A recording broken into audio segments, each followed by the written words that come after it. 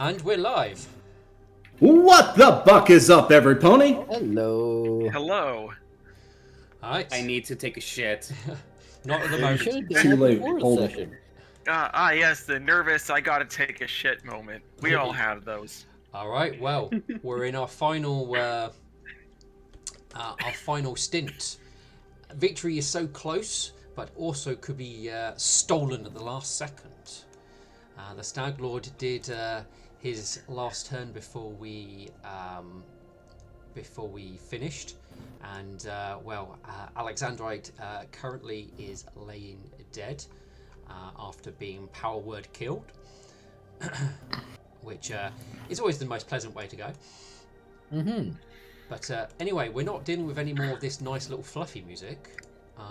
We are going into the more tense it's happening now. So That scared me. That's so loud. this then brings us straight into Milkthistle's turn. Okay, the very first thing Milk Thistle is going to do, he's going to select the buff from Profane to Fervor that allows him to cast a single spell, second level or lower, as a silent spell, so he doesn't have to waste his time with words. He is then using Inspired Spell to give himself Clarion Call, so that his voice is just rapturous throughout this entire arena. Milk Thistle is then going to fly upwards 80 feet, giving him an elevation of 100 feet. Because I think he said there is no roof to this place, correct? Not that you can see. All right, I'm flying up 80 feet vertically. If you're going straight up, there is a fly check involved with that. If you go at a 45-degree angle, then there is no fly check. The only downside of the 45-degree angle is you do lose 5 feet for every 10 feet you go up. Just like if you're going diagonally in Pathfinder. Right. I have a good fly maneuverability, so that means I don't take any negatives. I'm going to go ahead and make a fly check. I because believe I the think I can DC do is this. 15. If you can make it with... Actually, no, you can't take 10 in this situation. It is stressful. I'm going to go for it. Yeah, don't forget you have your coins, though. That is a pass. You can fly directly up. All right. Milk Thistle just spreads his wings and accelerates himself upward. He casts Clarion Call upon himself, and he begins to speak these words. Zakultat Ritalazaril Antrakon Viltaradar Thorezul Vanat Kazail Roun Valzat Kulthteranax Kulvarun Literazan Zamoratot Ilkan Viltarazaris Motalo Kazar.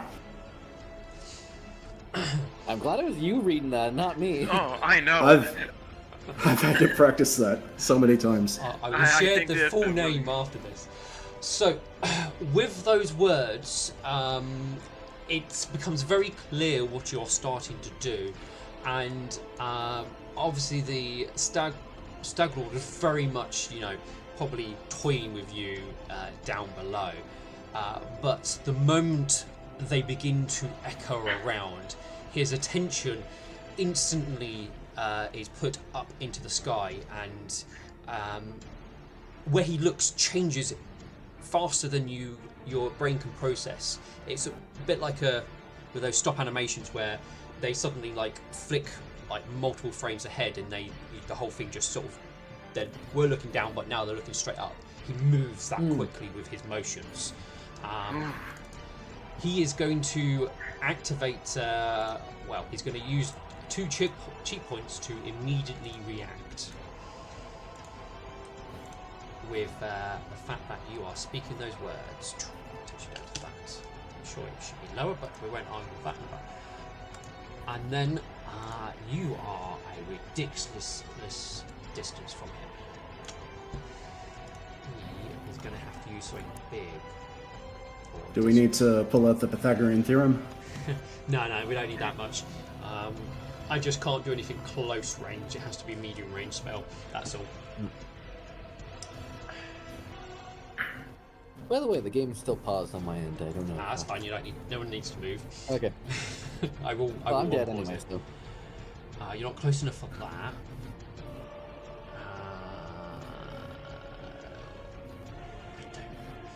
He's used a lot of his nasty ones.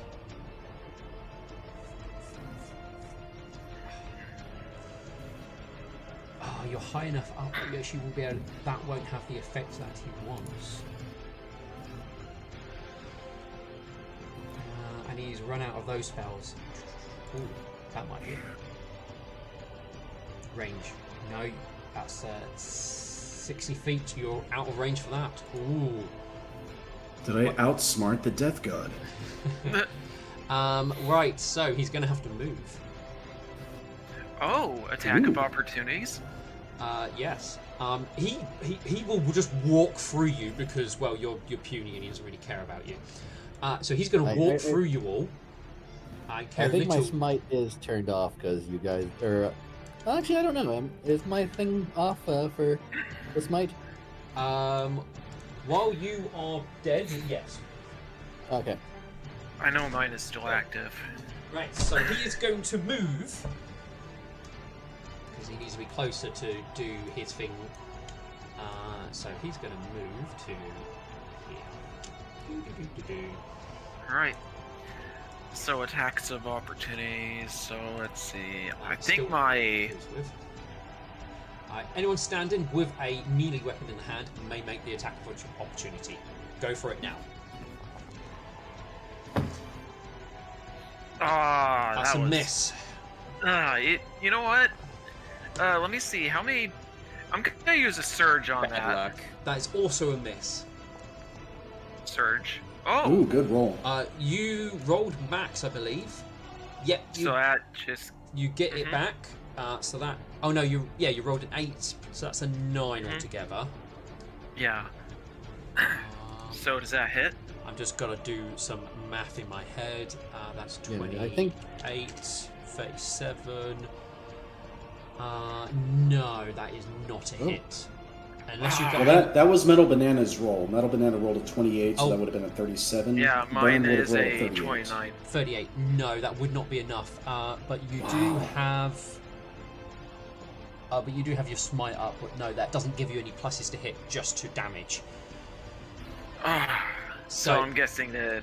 Yeah. All right. Yeah, it was worth it. You will not land your blow. But you rolled max, so you don't lose the surge. Can I choose to not be entangled anymore? Is there something what lets you choose not to be entangled? The freedom of movement, Chaos God blessed.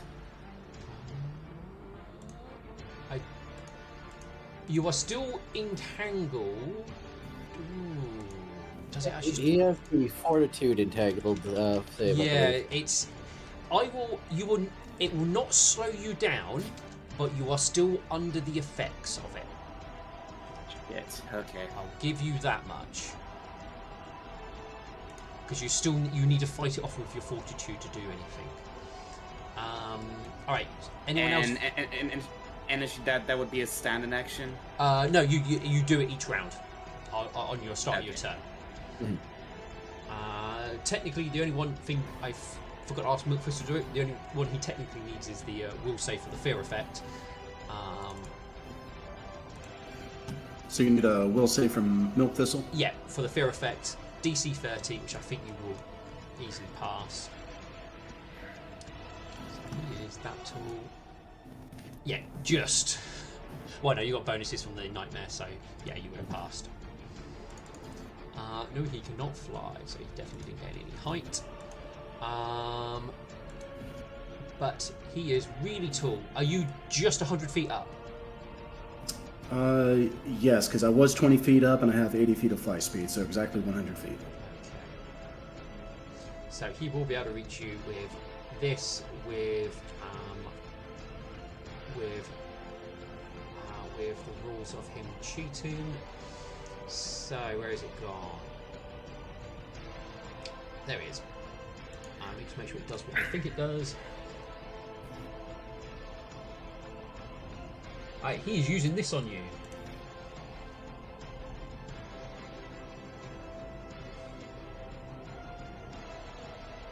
and it comes up from his horns.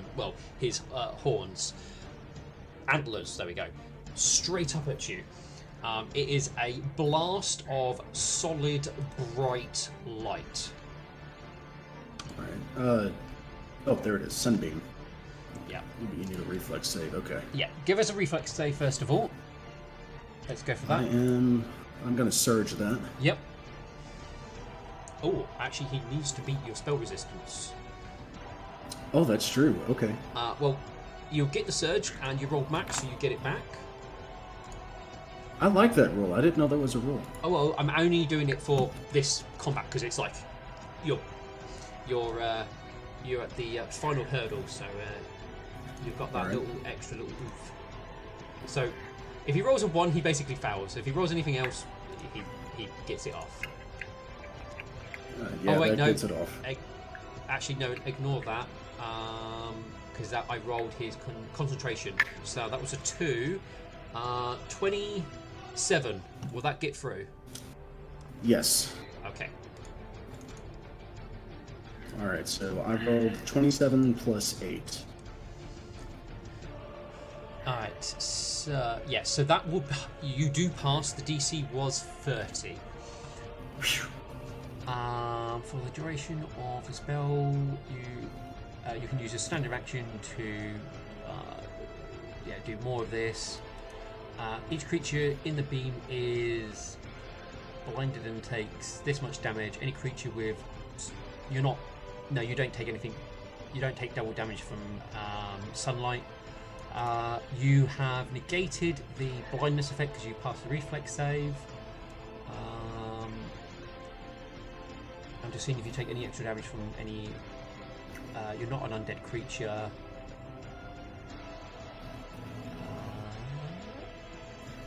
Okay, no, I was just checking because I know you're kind of half something else, but it doesn't affect that creature. So you're just taking the 46 points of damage, which I thought it was going to do more.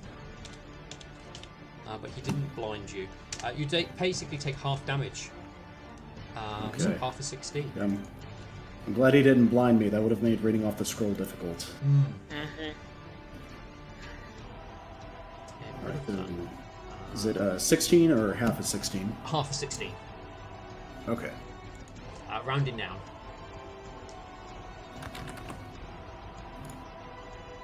Damage that's kind of underwhelming damage for the final boss here. Yeah. Well, he's Don't taunt the death god. I mean, a lot of stuff kills you slowly. He's used his big "I kill you now" spells.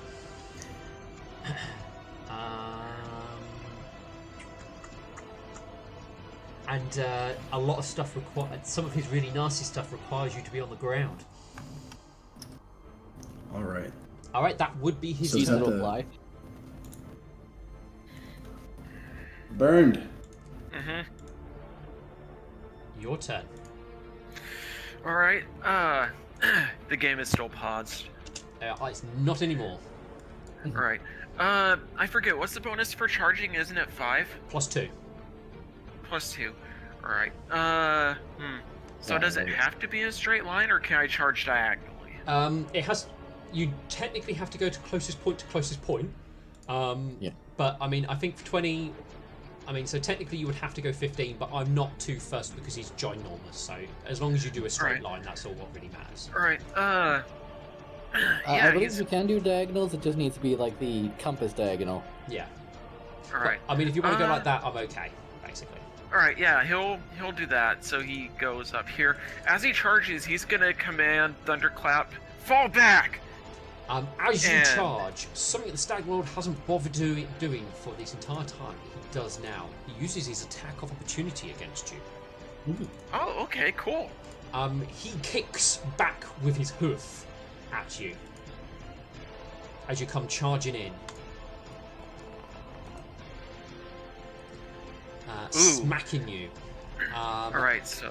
You will take half that damage. So let's see, half of 39, that is... So you take 20, Wishful Pen takes 19. Alright. Oh, that's right. I forgot about that spell. Yeah, give me 1 second. Okay. I don't want to open that up. There we go. Then I need a 20. fortitude save. Alright, so let's see. Fortitude. Here it is. Ooh. Nope, I fail that. Shit. Well, you might have been infected by something. We'll find out later what it might do. Yeah. So let's see. All right. Beforehand, also, I forgot your saving throws against the fear effect and the tendrils coming up. So Alright, I so require a will save. Alright, I'm gonna surge that. You know the DC's 30. Yeah, like I said, I'm gonna. Even if I do surge, I'm not gonna make it. You do have the +5 from resisting the fears. You also have a +2 morale bonus from your banner, and you also have another +2 because he is an evil creature and everything else, and against spells with one of the following effects. Yeah, so yeah, you could do it. You need at least +5 on your search. Alright.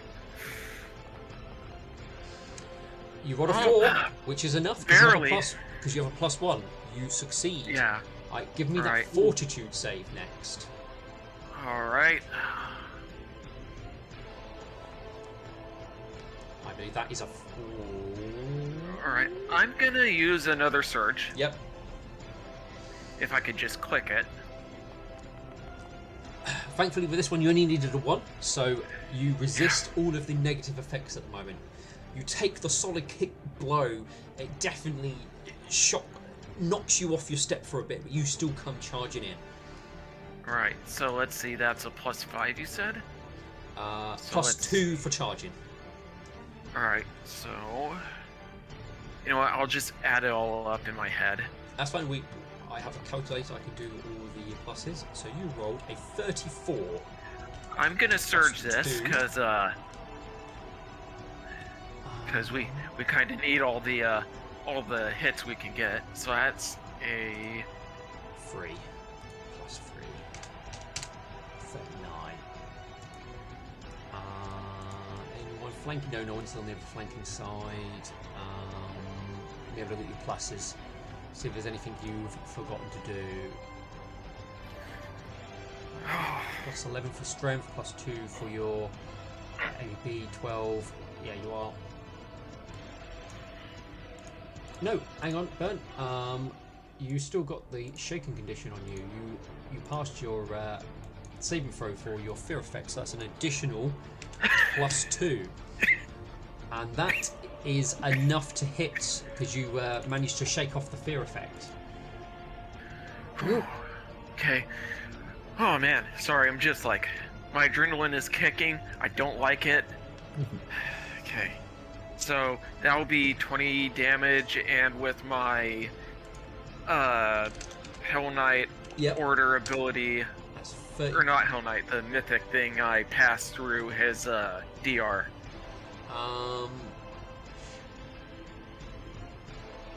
Okay, let's have a look here. So, you strike at him. I mean, you're carving multiple pieces of like flesh and everything off him. Like I said, it looks like he shouldn't be standing, yet he still is. Almost like he cares little for your damage at this point.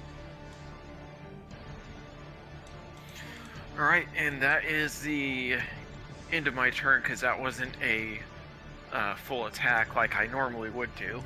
Yes, you had to charge. Yeah. Alright, Metal Banana. Yep. Your turn. Okay. You said I need to make a fortitude save to not be entangled. Yes. So to avoid all of the nasty stuff going around, you need a fortitude save and a will save. Okay then. So, and I don't use any movement or standard or actions while doing it, right? No, you don't use any actions for this. This is just at the beginning of each turn you have to do this. Alright, good. Making sure. So cold. Okay, I have no surges, so whatever I roll, I have to stick to it. Alright. 24. Oh, you've got a lot of pluses though. So 24 plus the 2. No, it's not spell-like. Not non-lethal. Not. You only get plus 2 because it's evil. 26. Alright. You're already in the effects of the fear and the entanglement. Right. You're going to take 1 damage to... Sorry, not damage. 1 drain to all of your stats. Oh. Motherfucker, bro. I mean, to be fair, this guy is the final boss.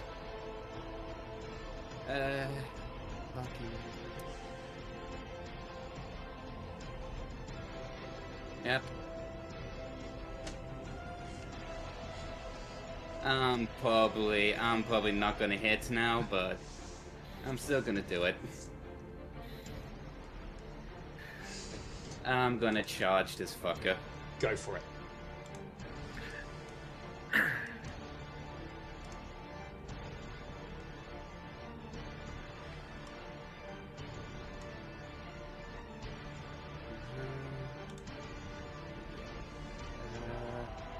Okay, this looks good.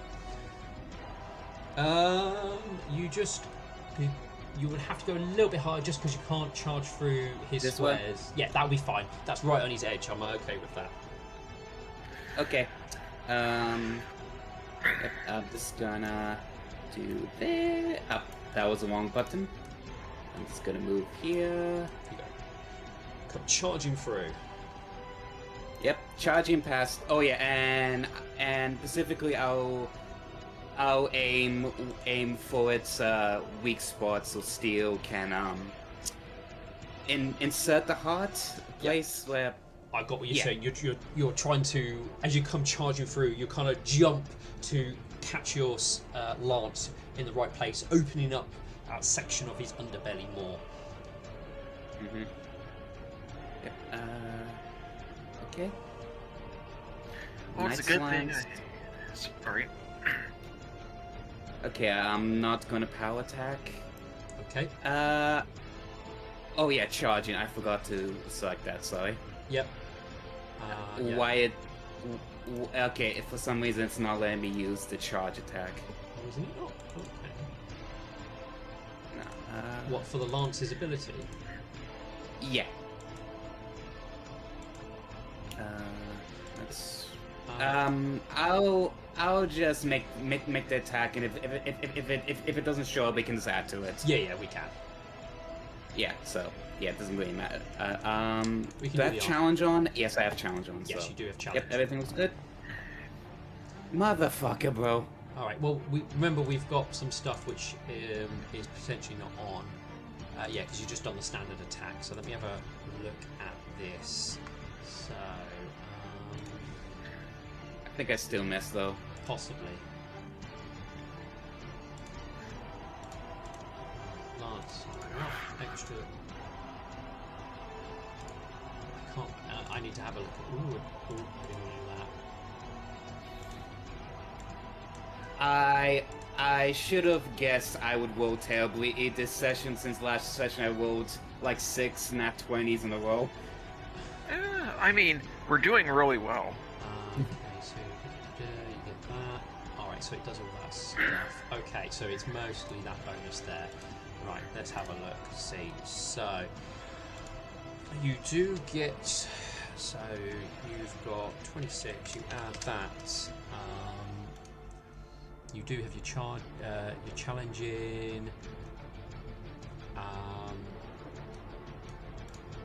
Burn will not give you any... will not give you flanking. No, I believe that will be a miss, I'm afraid. Yep, I figured. Alright, I'll use my swift action to basically give everyone a +2 with my Knight Captain's Lance. Alright. Everybody... Everyone in 60 feet gets a extra +2 to their attacks. So. Okay. Alright. Well, it's basically if anyone comes into contact with the stag lord, they will get that +2. Yep. Okay, 60 feet. Yep, there we are. Cool. Yep, that's fine. Can we get the other one deleted? That's my turn. No, it's fine. I'll change the color. Change it to blue. Oh wait, no, that'll camouflage it well. We'll go for that one. Okay, piss yellow. Yep. Because Peace. you're all scared. All right. Thunderclap. Go there. I was actually thinking. I'm thinking more. Oh, that I'm completely useless now. I mean, I'm just as long as we work together, we'll be good. I just had to be Thunderclap so I could actually get to him. He needs to do his will save first of all, and his fortitude save. Let's see if he can. So will save. He gets plus. He's actually near enough to. No, I don't think he's near enough to steal. So it's fail and right. So he's going to fail. Is he got any effect? Yes, he is. Ooh, this is going to hurt. Okay, he's taking more drain.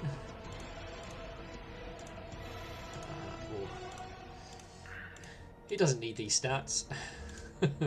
Yeah. Who needs ability scores? Right, here's a choice.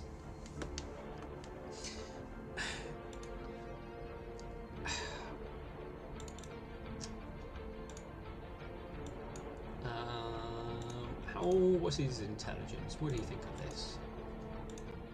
Well, what was his intelligence? So to say, not what is. Oh, okay, no, he's actually got quite a good intelligence, so I actually would expect him to think of this. He's going to risk it. He's going to make a full-round attack from where he is, because he's got a good position, and he's not going to aim for the Stag Lord. He's going to shoot at the heart to hope that he can shoot it out of Steel's hoof and into the opening nearby. Damn. That's quite a trick shot. Yeah. All right. Yeah. I mean, hey, if he can do this, then great. Because, you know, all we need to do then is have Steel just use his channel energy to heal. Yep. Count on the NPCs to save the day. It's going to be a difficult shot, but thankfully he goes against touch AC, Yeah. so he just needs to hit it. He gets an extra +2 because of my lance too. He does. All right, so let's have a look here. Right, he's got point blank. He is going to use the haste. He's not going to use deadly aim because that gives him negatives. He has a +2 from the lance.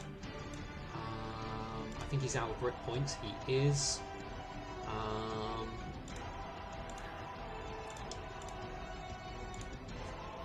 No, that's already factored into the weapon. Hammer of the Gap's not going to help him here. All right. Let's see how well he does with a full attack. Oh, actually, what Blessings of Feather has he got? No, yeah, he's got the attack and defense one. Oh, full attack. As he shoots, though, the Stag Lord gets oh, that's a nat 20. Nice. Yeah. Well, that's what nat 20s are for, guys. Oh, thank God. Hell yeah. But the Stag Lord will get an attack of opportunity No. on his Damn first shot. And he will stomp on him. I'm guessing Bird can't, like, push him out of the way and take the blow. Unless you have an ability that lets you do that. No, I wish. I know Yeah, I they. was gonna wish say, I chose Alexandrite's that. the only one who can do that, and that only gives them like a +2 to their AC. Same here. Yeah, I know they do exist, but I believe. Not Yeah, I think everybody that's has the that. bodyguard feats that do Yeah, that. I don't have those, so. Oh. Oh, Oh! Oh no, that Oh, confirms no. too, motherfucker. He Damn it. stomps on him and stomps on him hard. And he takes 76 points of damage. Does that instant kill him? He is Oh, still no, standing. He might have 9 Get hit on the- points, but he is standing. Oh, Bern is incredibly pissed off at the Stag Lord now. He needs to I make... just Oh, what I was- just actually imagine, and this is like, oh, I did it, I did the shot, and the Stomp. squish. I shouldn't be laughing, but that is kind of funny. So there's now just a big hoof print that he's in the crater of. Yeah, he Yup, basically yup, gets stomped on after the first shot. There's a moment of, oh god, is he still alive? And he rises up from behind the hoof, taking as careful aim as he can in that split-second moment and shoots. And that's when the second shot will fly off, hitting the heart of Everglow. The bullet obviously ricochets off, but it's enough to send it spiraling into the opening that you guys have cut into the Stag Lord, and it basically lands in the wet mess of opening that is there. Yippee-ki-yay, motherfucker. There is a pulse that ripples out that you feel, everyone. With that pulse, the Stag Lord sort of seems to realise what's kind of going on now, but he's already cheated this round. Wishful pen. I need to put him back. Oh, wait. We'll say Thunderclap will 5 foot step away as well, just to make my life easy. Yeah. Wishful pen. All right, let's get her to do her will saves and fortitude saves first.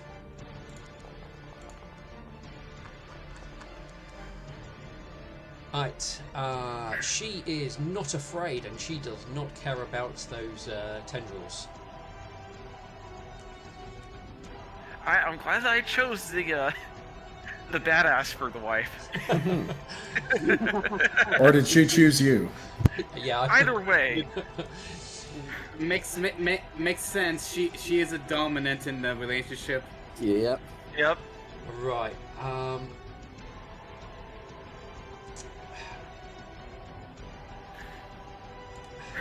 What's the range of this? Is it touch? It is touch. But I think she can cast healing spells at a range of 30 feet. She will have to move closer. Did she take that ability? Features, right. Not Eldritch Breach. Merciful spells. Relentless healing. No. Oh, she took quicken spell. I forgot about that. Am I? Yeah, this is wishful.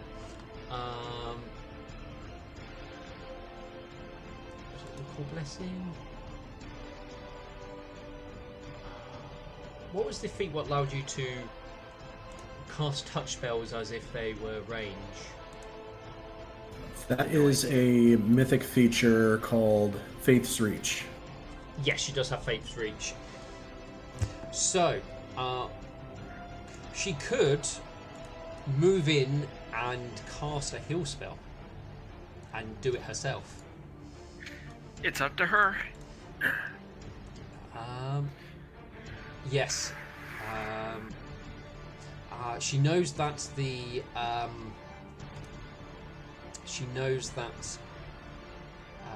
Deathless is in effect at the moment still.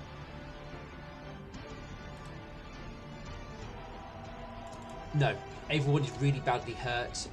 She wants to try and end it now, and if this doesn't work, then still can try something else on his turn. Okay. So she's going Yep. for it. Right. how close can she get? She can get there.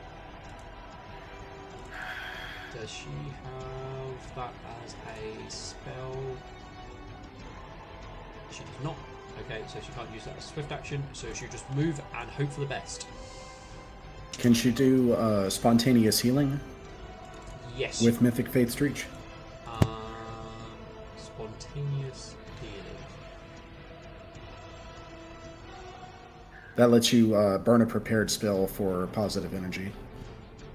I'm trying to think if she's got that.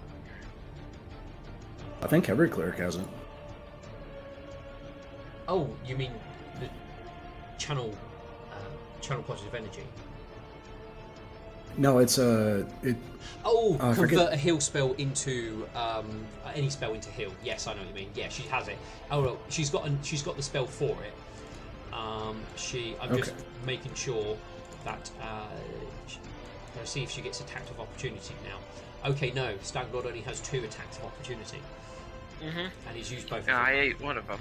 And Thunderclap took the other. She hasn't used one of these yet, so she's going to use it now, and it seems like the right moment to do it, to make sure it's the best heal spell what can get the job done. Yeah, because she's saving the other ones for that. She's going to cast this spell, because she can do it at range. Did she take it as a mythic? She did. I'm checking. Mythic spells. No, she didn't do it. She took Breath of Life as a mythic, so she's using this one.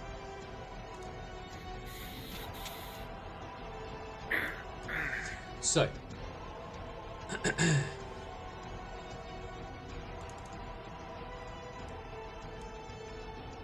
does need to get through the spell resistance he has, though. That is the big thing here.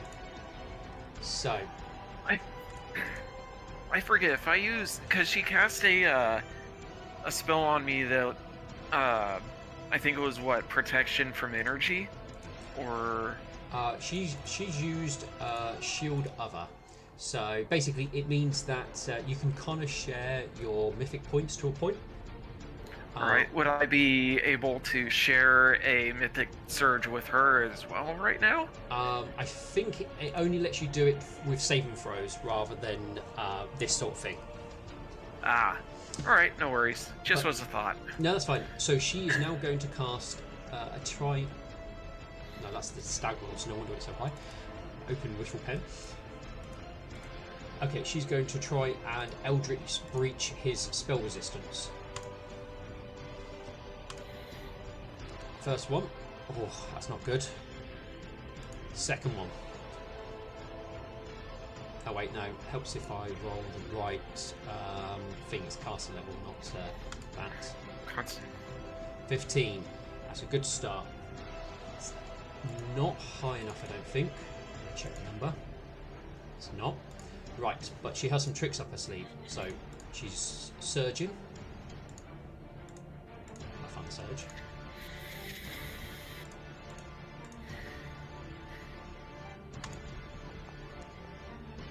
That's a 6. Almost forgot to add +5 to healing because of fast healing. Okay, yeah, that's fine, Metal Banana. She has rolled 33. So she's going to have to use one other thing. Alright, she is using 2 points of inspiration from her amateur investigator to add a d6 to the roll.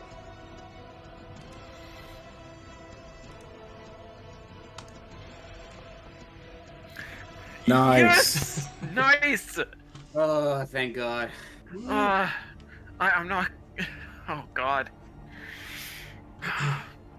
With that, that makes it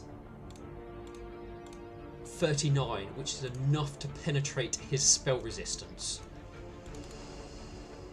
Yeah, So the spell will take effect. Oh, thank God. I thought you might have actually had to endure another round of this. Where has this gone? Here we go.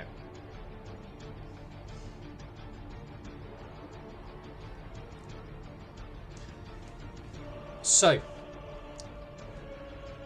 let's stop.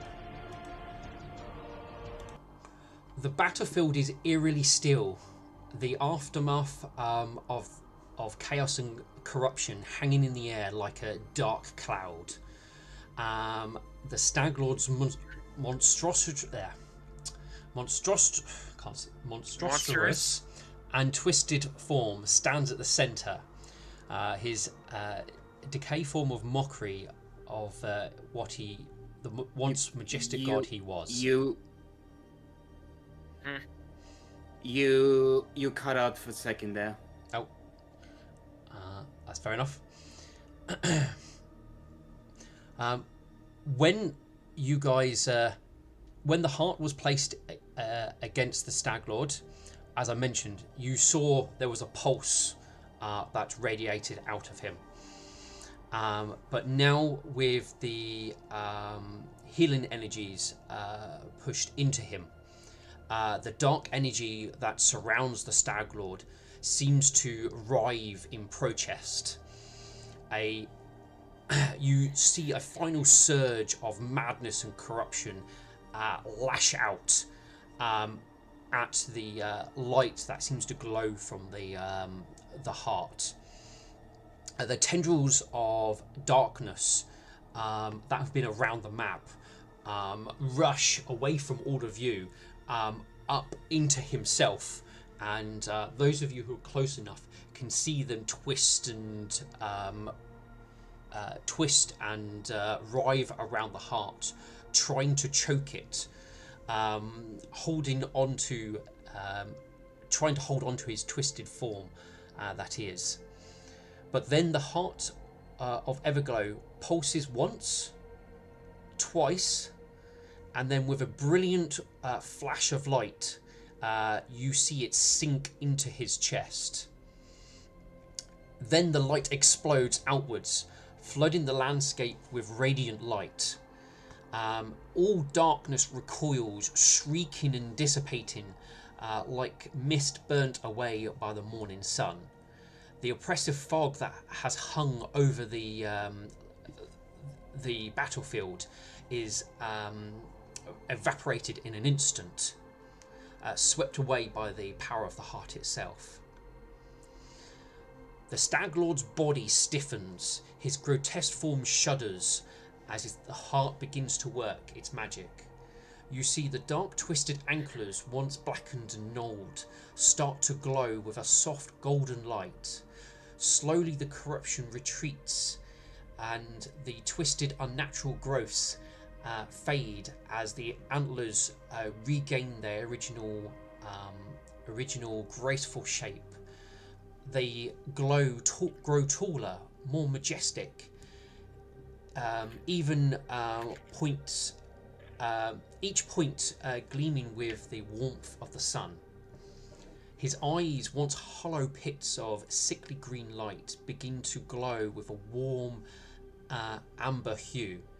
The madness that once filled them is washed away, replaced by clarity and calm. His gaze now softens, and where once there was only rage and torment, Milk-Thistle, you will see there is now only peace. His skeletal, decayed form starts to heal. Flesh and muscle knit themselves back together, restoring his body to its former glory. His fur, matted and patched, begins to regrow lush and golden, shimmering in the light of the heart. His once withered hooves, cracked and blackened, regain their strength, their surface smoothed and strong once more. And the dark tendrils of corruption that still is desperately trying to clutch to him begin to dissolve evaporating into the light like smoke in the wind. And even the ground beneath him, where he had once, where the plant life had once basically, where the plant life below him was dead and lifeless, it begins to bloom. Grass sprouts up beneath him, and even flowers of every colour. With that, as the transformation begins to reach its climaxes,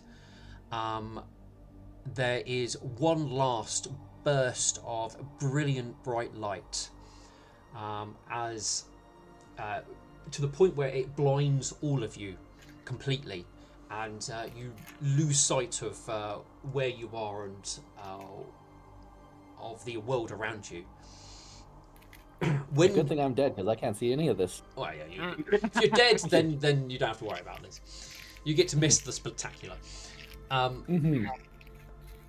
With that, when your eyesight does return, your surroundings are no longer familiar. You do still see the Stag Lord, no longer the twisted horror, but he now stands tall, reborn as Total Glade, the Stag of Summer. His antlers now crowned with leaves of golden vines and glimmer like the sun.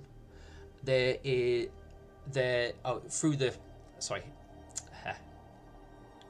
now is crowned with leaves of golden vines, glimmering like sunlight through the canopy of trees. His fur shines with radiant hues of summer and warmth and golden, as though he carries the very essence of life and nature with him. The air around him is filled with the scent of fresh rain, blooming flowers, and fertile soil. And as your eyesight is beginning to return, you actually see that all around you is just like a lush jungle full of life, trees, birds, all around you. You're no longer in the archaic prison that you were in moments ago. You're in somewhere which is full of life and vibrance.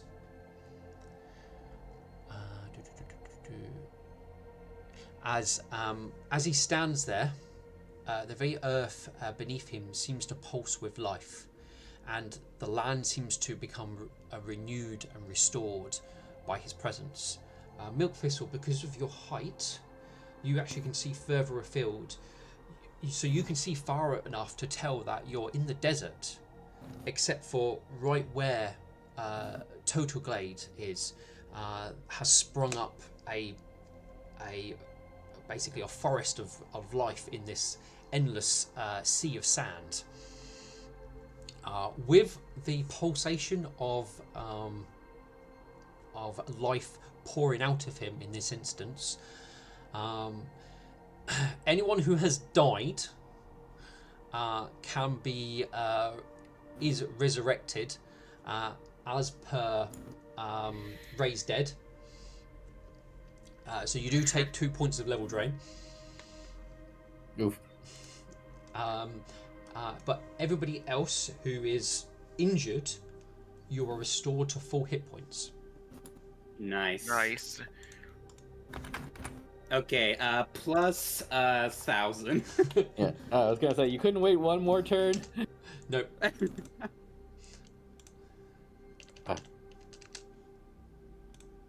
What about a drain? Ability drains.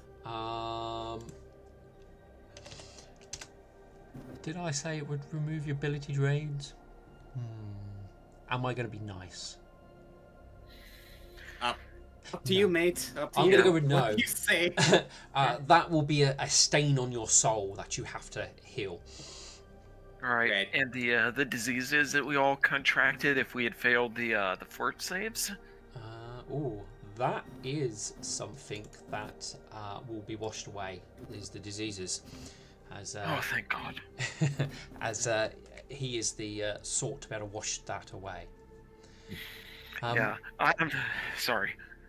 As the transformation completes, there is a profound stillness, but not the eerie silence that had obviously once accompanied the Stag Lord's presence. This is a stillness of content, of life in perfect balance. Total Glaive stands as a beacon of life and renewal, his heart once again beating with the rhythm of the world. He lowers his head to you. I lost my face now. He lowers his head, a gentle smile on his lips, as he looks out over the land he had once ravaged. There is solemn in his eyes of the disruption he's caused, but also hope, for now he is whole again and the world has a chance to heal. In that moment, Total Glaive speaks. His voice filled with warmth of summer. The cycle has returned. Life endures. He speaks out as the sun rises higher in the sky, shining down on the newly restored land. There is a sense of hope that fills the air. I hope that life, love, and balance will always triumph over darkness. We certainly couldn't we simply couldn't stand seeing you hurting like that. It was not right of what they did to you.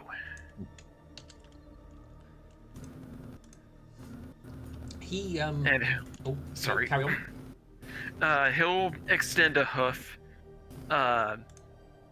Despite his sorry, my throat's bugging me. Despite the scary black and gold and red armor, he just sort of like extends a hoof in a warm sort of gesture. We're glad to have you back. He looks down at you, a little bit perplexed by the gesture. As you kind of hold your hoof up at the giant creature. I mean, he is huge. Yeah. Well, he's actually colossal in size. Not really able to extend the offer back to you. But you do feel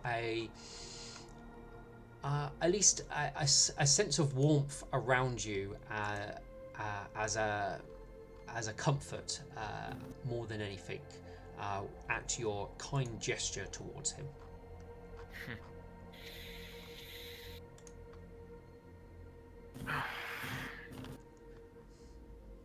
He looks at you all and goes, I thank you all for restoring the balance once again.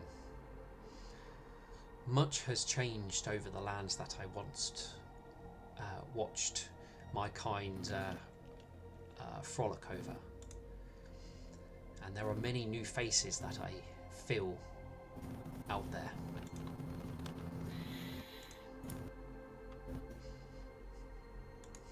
It seems that I have a new place to explore. At that, Milk Thistle will begin to glide down, and he'll stand beside Wishful Pin. Yeah, And as he reaches the ground, he folds his wings up, and he'll speak. Suma de calados, servos estatis, gatum est tibe. And he'll give a bow. I'm going to move us over to a nicer map. Oh, that is lovely. Mm-hmm. Yeah. What is it? Milk banana? Yeah. Metu would say, just actually try not to murder any innocence where we're exploring.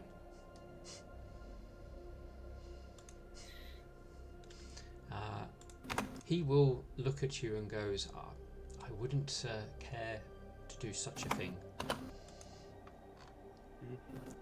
Oh, yeah, that's the wrong wording.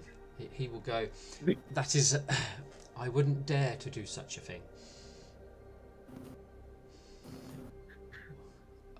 What I was is no longer what I am.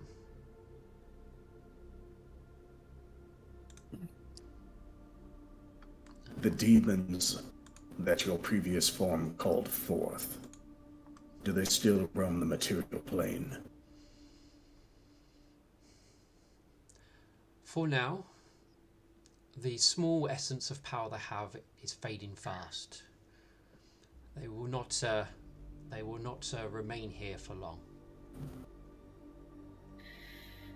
That's a relief. Good. My time here now grows short. I must return to the plane that can hold me.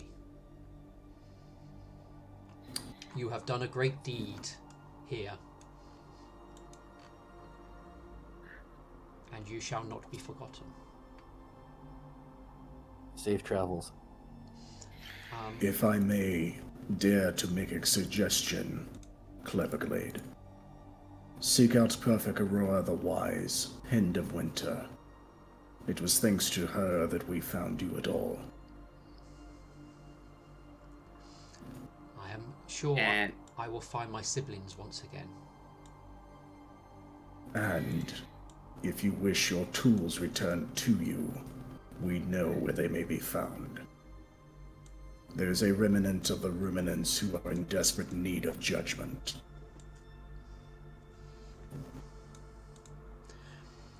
Already too much pain and suffering has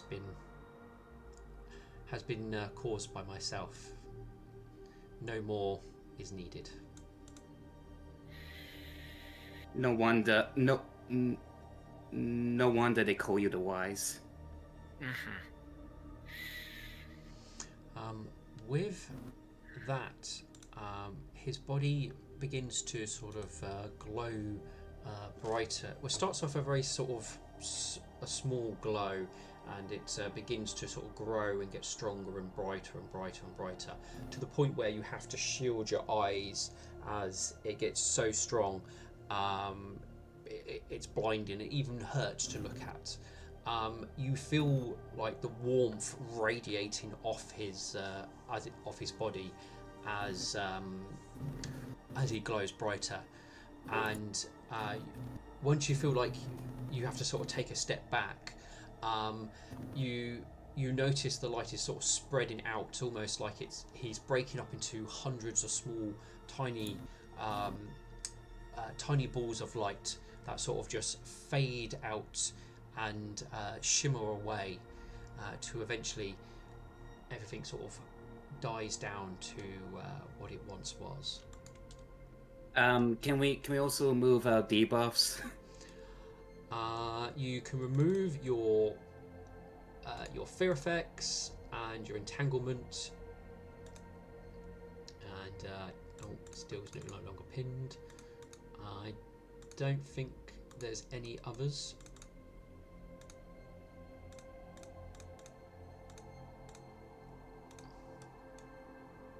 I'm gonna have to. Gonna make a perception check, GM. Yes. Looking over Steel Prism, now that the Heart of Everglow is no longer in his possession, how is he faring? He looks like his like how he was when he went into this. He doesn't appear to have aged or changed in any way. Steel Prism, Lucky bastard. you are still with us. It appears so. How are you feeling? Still like myself.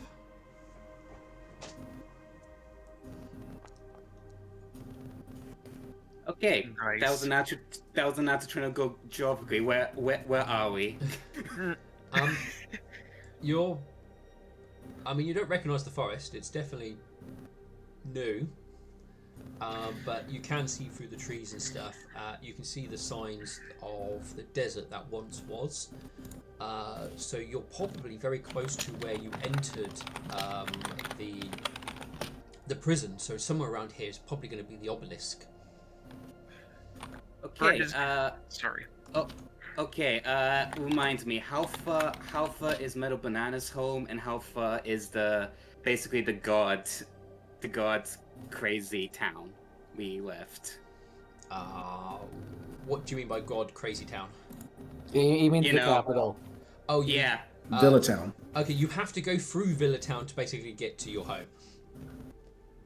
Okay. It makes a good stopping point because yours is even further north. But you're probably about 2 weeks walking from here. Metsu whispers to herself, "Motherfucker." Real quick, does it look like we're still glowing, or has that gone away? You get still the sense that it's there, but it is dimming, and it is dimming rapidly. Good riddance. It was So fun Hand while of it Winter is aware. Okay. Well, in that case, Milk Thistle is going to do Mythic Inspired spell, and he's going to cast Sending. And he's going to send this to Lord Crystalheart and High Priest Midnight Vision. Okay. Actually, did Milk Thistle ever meet the High Priest of Princess Luminance?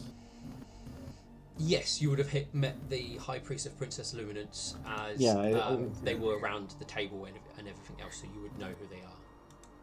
Would he know their we name? met though? all the high priests. Right, I've met the High Priest, so Yeah. technically I have. You would know her name. I believe her name was Open Book, off the top of my head. That sounds familiar. Okay, so Milk Thistle is sending this to High Lord Crystalheart, High Priest Midnight Vision, and High Priest Open Book.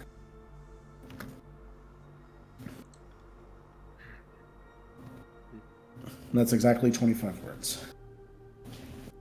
Metu is going to go up to Alexander, right? You right? You still look injured. Yeah. Burns gonna kind of walk over to Swift Victor and he's like, "Hey, that was something, wasn't it?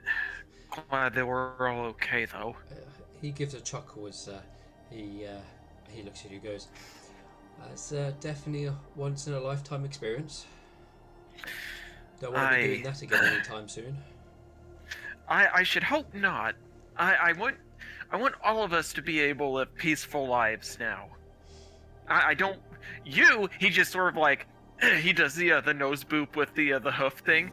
You are not going into any fights from now on. You are gonna sit down. You're gonna put your hoofs up, and you're gonna just enjoy life. Welcome to retirement. He gives a chuckle and goes, "Well, I do plan to enjoy life, but I mean that requires me to go off and still get a bit rough when needed." That's fair, but even still, don't put yourself into too much of a bad situation. He gives a laugh. It would really, yeah. He's gonna. I can't make any promises there. Just like I'm sure you wouldn't be able to promise the same. Burn will laugh at that. Well, if I have to come and bail you out, I'm gonna do to you like you did to me years ago. I'm gonna have to put you through a little bit of a, oh god, character. What's the word I'm thinking of? It's not punishment, but Reprimand? yeah, I'm gonna have to reprimand you if I have to bail you out. You know that, right?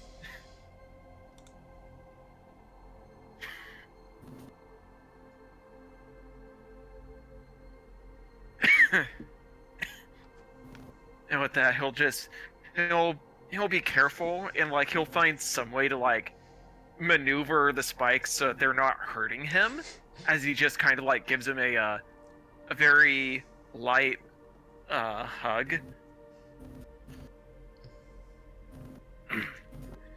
With that, Metu would try to heal Alexandrite by putting her hoof on his chest, but nothing's working. And she frustratedly, it does again. It's like, okay, do not tell anyone about this. And she hugs Alexandrite, and the healing magic finally works. I was gonna say, I thought I had a healer's kit somewhere. I must have given that to someone else. Oh. Yep, you heal 6 to 38, 8, 38, 43 points of healing for you, Alex. 43. And with the lay on hands because of the magic item. I mean, with the 3 healing spells you just rolled, that's 54 hit points. Unless 54? Okay, 54. okay, I miscounted.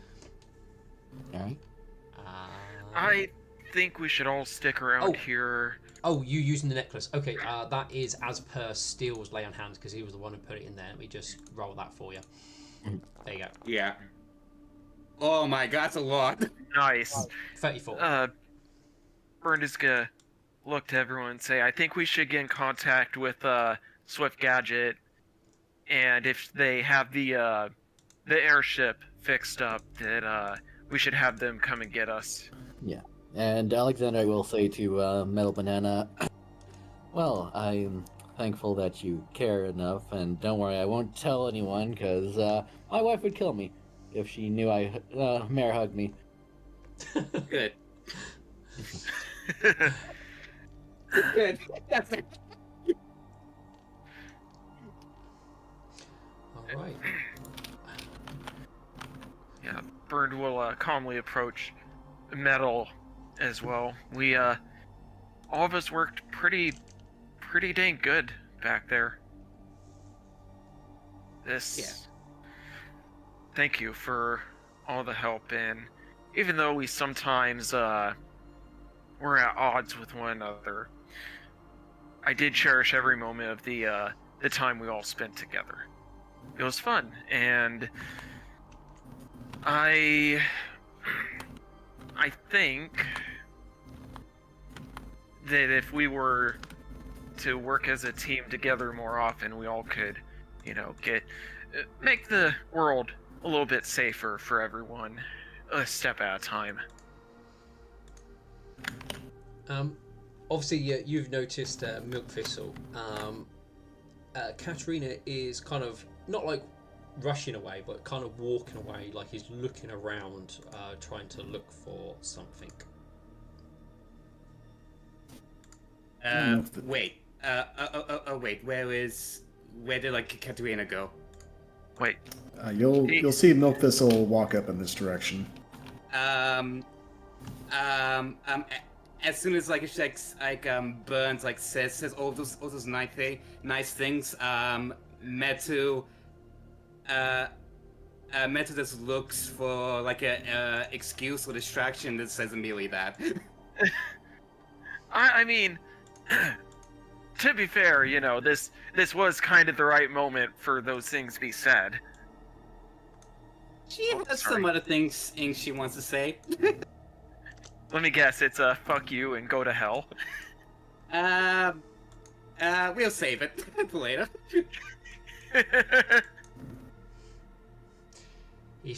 Milk Thistle will casually walk up to Katerina.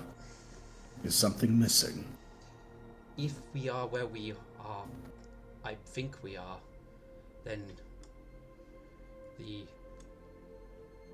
pillar will be somewhere, and perhaps even my mother may be there still. Then let's return to her. I'm sure she would be happy to see you. Mm-hmm. Out of character, what's the name of that spell that prevents you from saying anything? Silence? No, it's the one where if you speak about the forbidden thing, then you burst. Um, I am not aware of this spell. I know spell. I know what you mean, but I can't think of it. I mean, Yeah, the only it's thing I can try to think of is the geese. Geas, that's it. Thank you. Yeah. Okay. I think there's a. Yeah, and the cleric version of that is Hero's Journey. The Geas is what I was thinking of. Okay. The pillar, you say?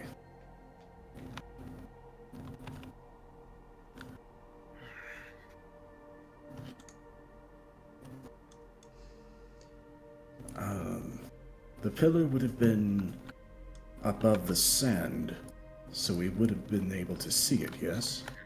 Well, potentially with the trees around, it will be blocking your line of sight to exactly where it will be. And the rocks. The newly found rocks. And the rocks. Because I think they're also blocking line of sight. Everyone, spread out. Find the pillar. So, Affirmative. Hey, Wishful. Hey, Wishful. I'm feeling a bit drained. Do you have any? You have some magic left to spare? I've definitely got a bit. What sort of magic healing do you need?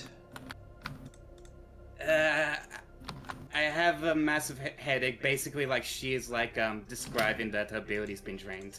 Oh, I don't know if I have anything for that one. No, I know what you mean. I don't have anything for that stuff, I'm afraid. Yeah, that's something we're gonna have to get when we get back to town. Found someone. Oh. So, what you will find is you do find her. Her body is obviously bent and twisted in an unnatural way. Clearly suffered from some sort of horrific injuries and harm. She is very clearly deceased. Katerina, we found her. I mean, like she is gonna be fucking upfront about it. Obviously, Katerina will come running over when you say, and would very much, looking horrified at what he's seeing, but he will, kneel down and obviously mourn over his mother. Steel, Wishful, can you do anything about this?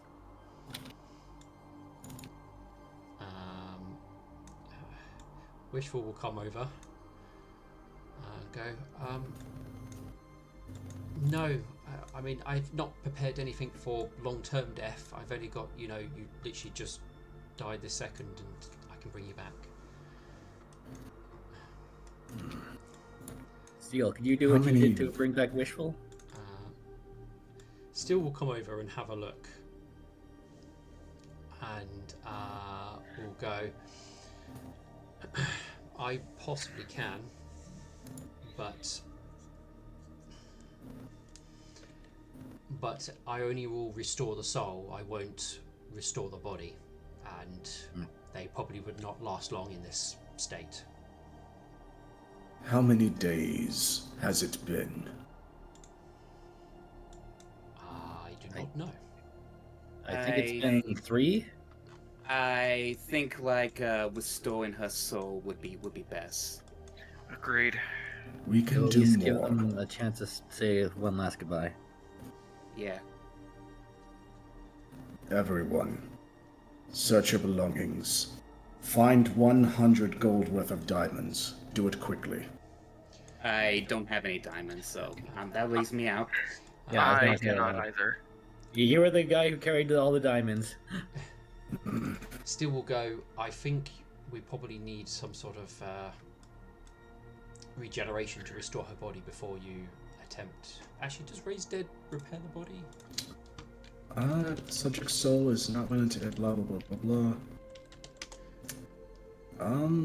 I mean, we've got healing on Hoof. Yeah. So like well, as soon as her yeah, body but comes back, we can instantly hit her. well, no, it's not hit points issue. It's basically her. She's been deformed where her head's like bent at an angle it shouldn't be. That sort of thing. Her body's like. Yeah, we can fix her. Okay, I mean, because Yeah, you need we basically. apparently need regeneration. Yeah, That's if the you've thing. got regeneration, you can do it. I mean, if her head's completely cut off, I understand. But if it's like attached to her, like the spinal cord's attached, we should still be able to use it.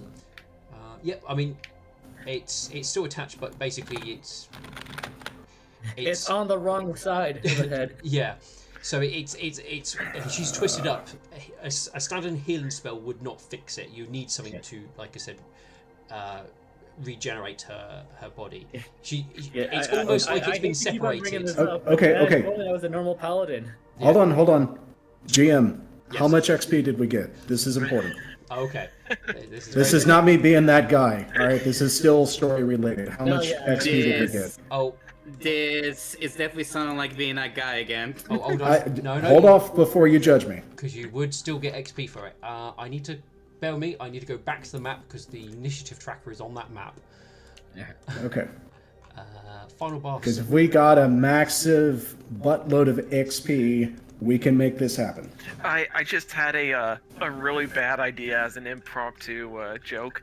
Burned Requiem, the chiropractor, just goes to adjust her neck to where her head's upright, just pop. Oh God. Yeah, that's why I'm not acting on him. Like, oh dear God, no, that's a bad idea. All right. He's not a doctor. All right, hold on. GM's letting us know. I've just split the XP among everybody evenly, so you should now have your XP. Oh. We're at 557,000 XP. All right, that didn't auto level me up to 13, but that's definitely more than enough for 13. Mm-hmm. Okay. Yep. Since Milk Thistle is now level 13, he has access to 7th level spells, which means I can cast Regenerate as soon as I, technically sleep. Alright, so... And with Raise Dead, it's days per level, and since we've been gone for, I think it'll be 5 days by the time Milk Thistle wakes up, we can cast Raise Dead, Regenerate, and then pump her full of healing. We can do this. So, do you want us to level up now? Okay, I guess we're leveling up now. If you want to quickly, if it feels relevant to you, then yes, level up. All right. Oh, it get to level up to level 14 this time. Damn. Do we need to click rest? You. Oh wait, here we go. Yeah, level up. Greater banner could have used that in the fight, honestly. Nice. Ooh. I mean, the one doesn't really matter in this case. Mm-hmm. Of course, I rolled a 1 on healing. This is such shit. I mean, all right. Let me double check something. If you rolled 1 on health, then if you level up again, you get max hit points on the next one. Okay. Does that auto do it, or do you have to apply? You have to. So instead of rolling, if you go to manual and put in the max number you can get. Too late. Already leveled up. Okay. What did you roll on your second one? You rolled a. No, that's burnt. You went from your 13 to 14 was the one. So technically, when you go up to level 15, then you'll get to do it. Okay. All right. So we won't worry about the massive choosing all your important stats. Because I was gonna say this is basically the last session, so I don't think we really need to worry other than this. Anything you feel is important for the narrative, feel free to add. But otherwise, okay, strictly for the narrative, I've got the spell that I need. Yeah. I think still can now teleport people. Nice. Nice. Oh no, it's Dimension Door he's got. He can't teleport because he can't get level 5 spells. The only thing I really need to do is figure out my second order and Alright. upgrade Force of Will. Okay, so this would be the point where I'm kind of looking to move more into sort of the narrative side of things. Though there are some small little snippets, because obviously it sounds like you're going to hold here. You're going to see if you're going to see if oh, I've forgotten her name now. Swift Gadget. Shisha. Swift Gadget will come and retrieve you with a repaired ship. I mean, I can tell you now, sadly, she hasn't repaired it yet. It's going to take a while. So you will have to start hoofing it back. Not a problem.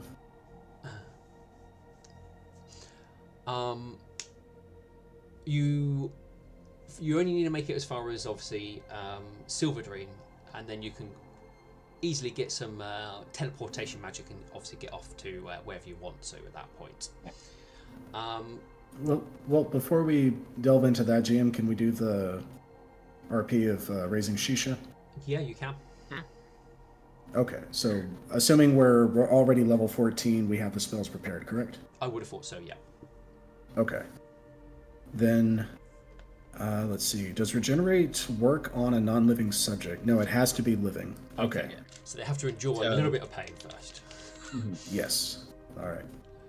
So, Mufissa will, give Katarina a moment. It's like, she will be in quite a shock, but she will not be in pain. Or she will be in pain, but do not worry. Just do not interfere. Alright, so Milkfissa will call upon Wishful Pen to have heals ready. Yep.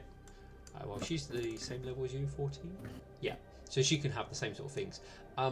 Wishful Pen does sort of go, perhaps you should do the regeneration and I should do the resurrection.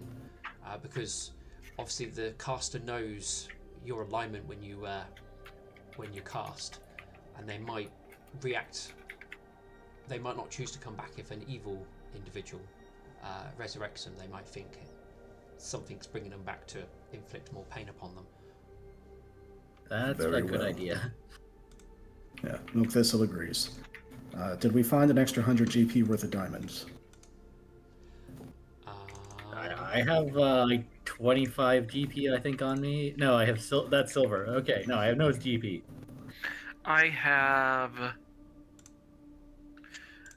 If someone has something like a diamond ring, that's really all we need. Yeah. Well, checking a work? few creatures. Would the Ring of Freedom of Movement work? Does it have a diamond? I don't know. Well, we can sell some of our lower end things and probably have enough. Like, I got a bunch of potions that I could sell. Well, here's the thing: if we have to walk to Silver Dream, we can make it, but I don't know how many days that's going to take. What's closer, Silver Dream or Blevik? Silver Dream. Okay. How many days travel? Oh, you said Steel could teleport now, right? No, I thought he could, but that's a level Okay. 5 spell. He can only use Dimension Door. Yeah. He had a scroll of teleportation, but he used it already. Yeah. That's going to be... You guys can move. And I also have to RP that do I have that Blaze Worshipper? You'll probably take 4 days from your current position. Yeah. Okay, we can make it. Mm-hmm. All right, so we'll find something to wrap up Shisha, Yeah. and we'll carry I her could to do Silver what I Dream. did with Wishful Pen and put her in the bag of holding. Let's treat it with a bit more dignity. All right. Wishful definitely gives you a look at that. Not knowing what obviously happened to her. All right, so It was to keep your body from decomposing. She points out, even in a bag of holding, somebody will decompose. Oh. Can I can I make a medicine check to basically grab some herbs and spices to make a body at least like I could delay decaying at least. Wishful we Pen can- will say that she's got that covered. Don't worry. Alright. Yeah, we've got a spell that lets us preserve a body for like burials and stuff. Oh yeah. All right. She actually All right. has gentle repose ready, so just Yes, in case that's it was it. needed. Mm-hmm. All right. So Milk Thistle is going to start leading us to Silver Dream. Yeah. Mm-hmm. So, a few little bits and pieces will happen as you travel. It mostly just a few conversations with from NPCs. Still will have a chat with Alex as you walk back. He will say to you, he'll come to you and ask to have a word as you walk, and he will go, "You did not walk the path I expected you to. You have walked your own. Clearly, a paladin is not the path you wish to take, or if you do wish to continue taking it, the Sun Queen is not the path that you should follow. You have shown that you more embody what a paladin of blaze is to be expected. So should you choose to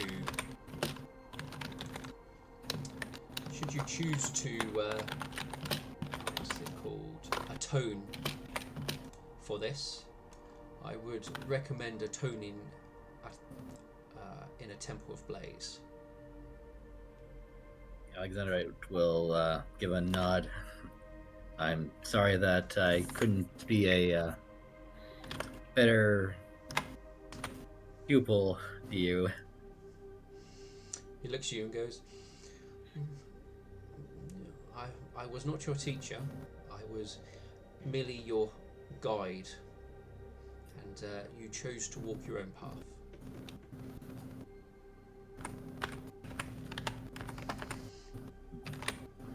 Yes. Well, I guess I'm stubborn that way. But thank you anyway for trying to put up with me.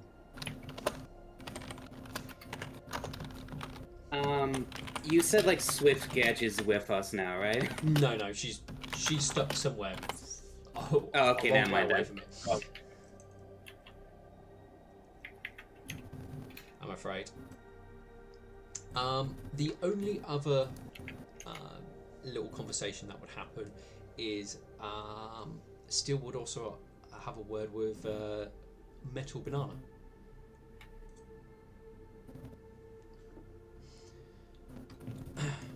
He will say to you, again, ask to have a private word rather than, making it obvious that so people can hear, so, step aside.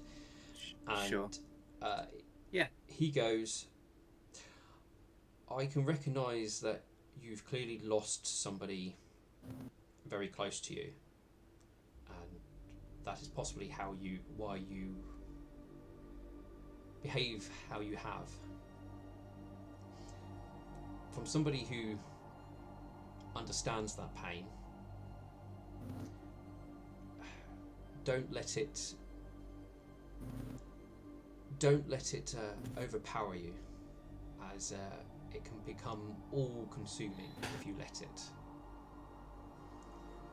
I mean, the pain will always be there, and only time lessens it, but it will always be present. Learn to live with it, but still live your life. Don't let it be your life.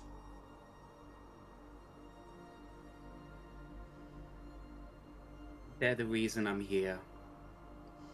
Then, if they're the reason you're here, then live your life for them. If they can't be here to watch you, make them proud. Make them happy that their sacrifice was able to get you here.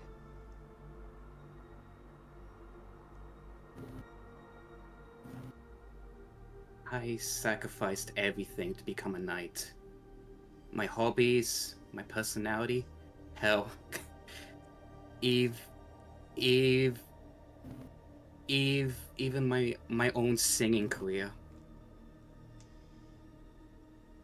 Do you feel that you failed that task? I felt like I didn't put any time into it. Sounds like you put everything into it.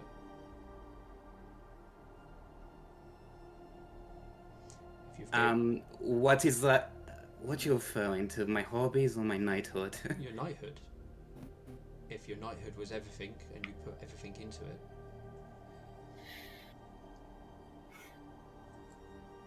Yeah, I succeeded. But I never want to become a knight. Did you do it for them? Of course. Do you think they would be happy if you were a knight or not?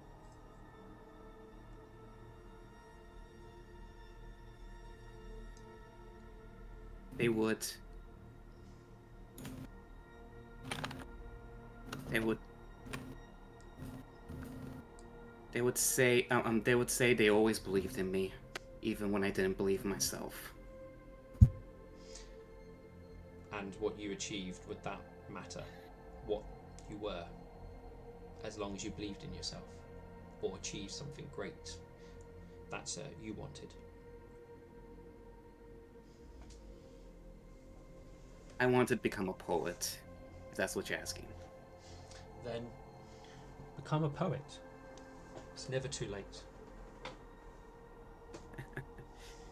I thank your kind words, Steele, but I already sacrificed so much, came so far. And I think the world owes it to you to let you hang up your blades. Don't you? If you feel that somebody needs to keep carrying your mantle, let somebody else take up the slack. And if you can't give up your blade, I've known many poets who have carried weapons and still fought in battle.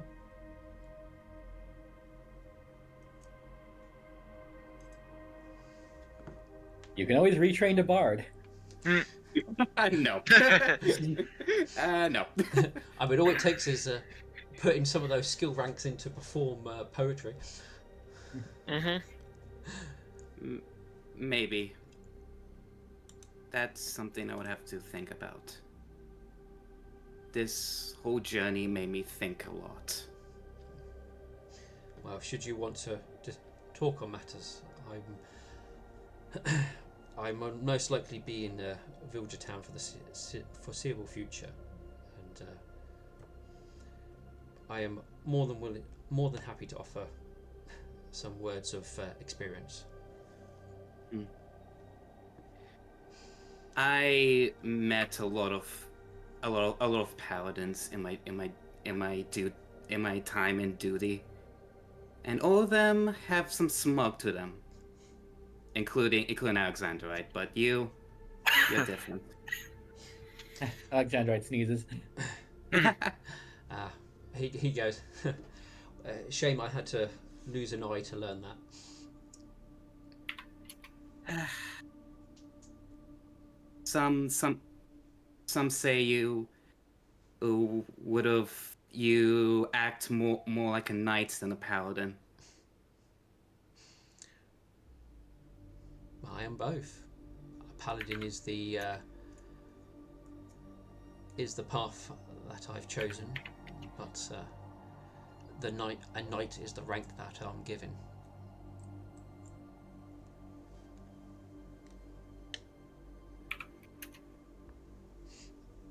Well, I enjoyed our conversation. Yeah. With that, unless anybody else had any dire need to have a talk to an NPC or each other.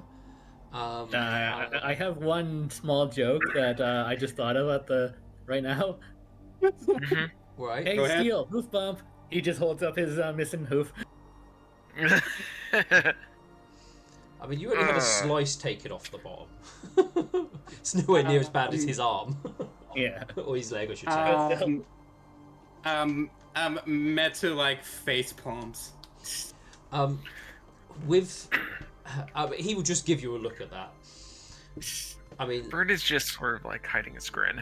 I mean, the sort of look he would give you would be this one. Where is it? Oh, that is... Where's headshots? It would definitely be the. You what? You what, mate?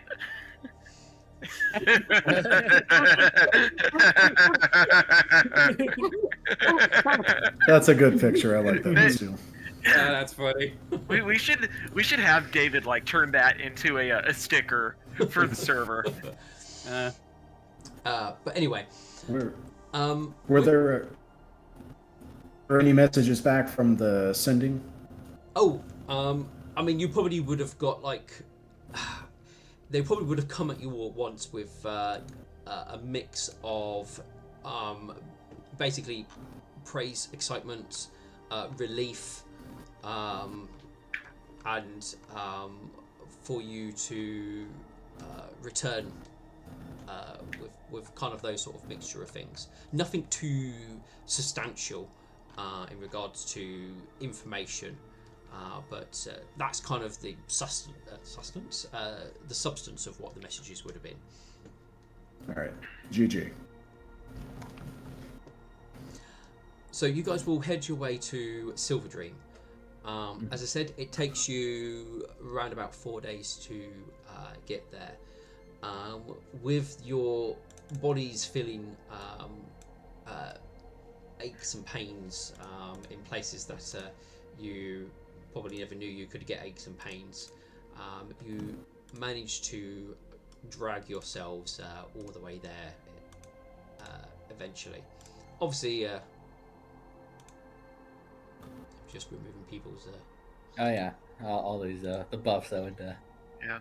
So, has the mythic stuff worn off by now? Yes. So you guys no longer have any mythic ranks. Huzzah. So they are gone. Yeah, well, So I we wouldn't say should- huzzah to that. We should delete mean- item. Do I at least get level 1? Because I have some worshippers on my side. I'm afraid it... I mean, you're still going to have some worshippers, but you do not keep the mythic power, I'm afraid. Yeah. You do not... Now it's just a cult. Yeah. I tried. Yeah. I tried.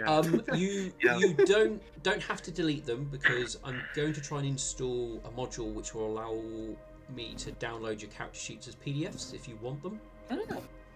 Oh, nice. Yes, yeah. definitely. Yeah, Yes, because definitely. the only reason I'm deleting them is because it's like I really don't like seeing the mythic stuff because it's like it's fun and all, but it's like it takes so much time.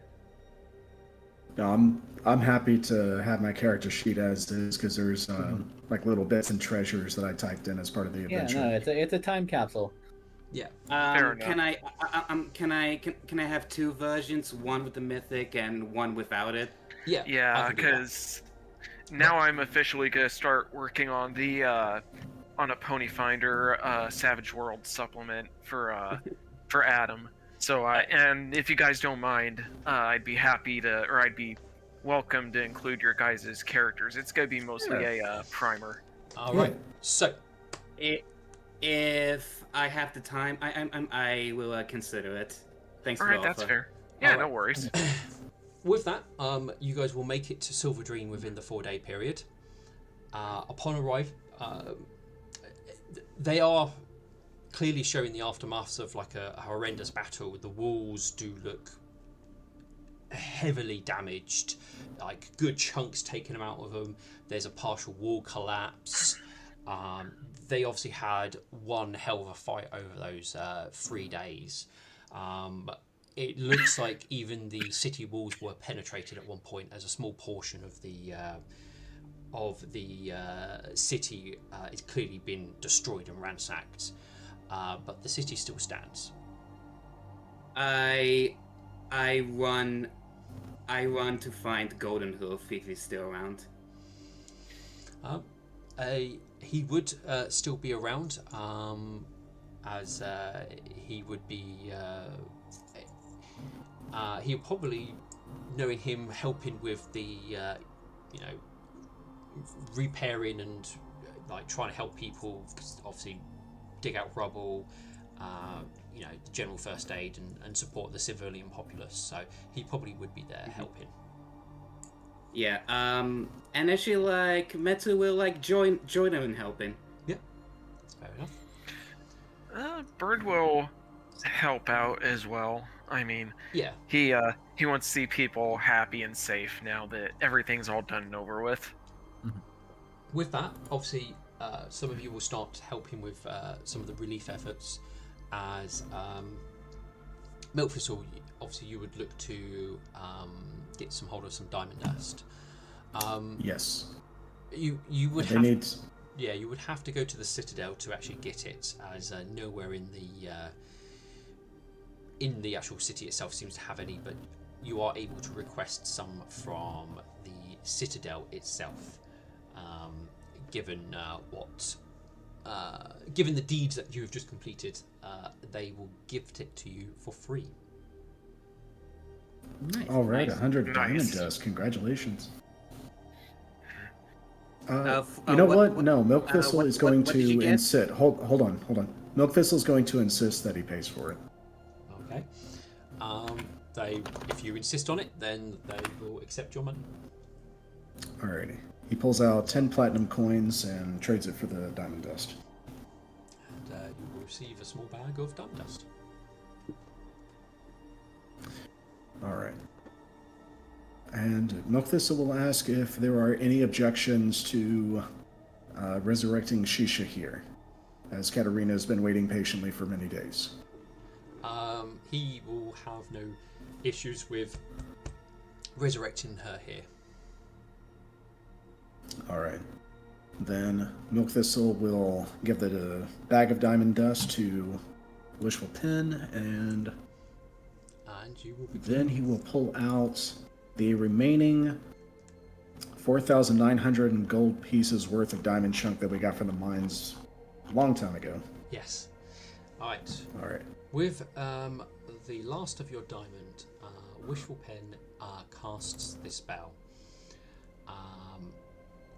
And with the casting of the spell, Shisha will begin to stir. And Milk Thistle will cast Regenerate. This is going to take 3 full rounds. Yeah. So she might be in intense pain for about 20 seconds. Yeah, that's fine. Once the spell has been cast, there is definitely the more, sickening noise of bones that are clearly broken, resetting. Her back, which is definitely clearly broken, resetting, neck, coming back round to the way it's supposed to be. All of that kind of, horribleness with people with generation when they've been absolutely mangled. But once it's over, she will breathe like a new pony once again. She will shakily get to her hooves and look at all of you around her, and she will simply say to you, "I did not deserve life. Why did you bring me back?" Because you will serve a purpose. What that purpose is yet to be determined. Also, But the demon you served is gone. Your oaths to it are gone. So you are reborn. And you have a son to apologize and explain to. Perhaps your reformation can begin with familiar ties.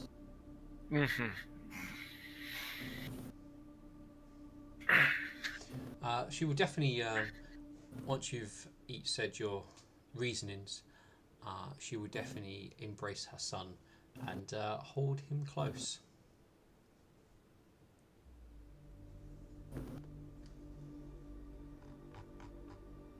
Yeah, Alexander will just kind of smile at that, like, Yeah, Milk Thistle doesn't smile at this. He has a very stern look, but it's not like overly harsh. You know, this is someone that has not been forgiven, but it's definitely someone that's being given a second chance, and so they have a lot to prove. That's how he's looking upon her. Mm-hmm. Oh, oh, so actually, Metu actually whispered to the now alive zebra. I suggest you go and hug your son. She's already done. She's already embraced him, so yeah. Okay, never mind then. Never mind. She had a moment of why, and then she embraced basically.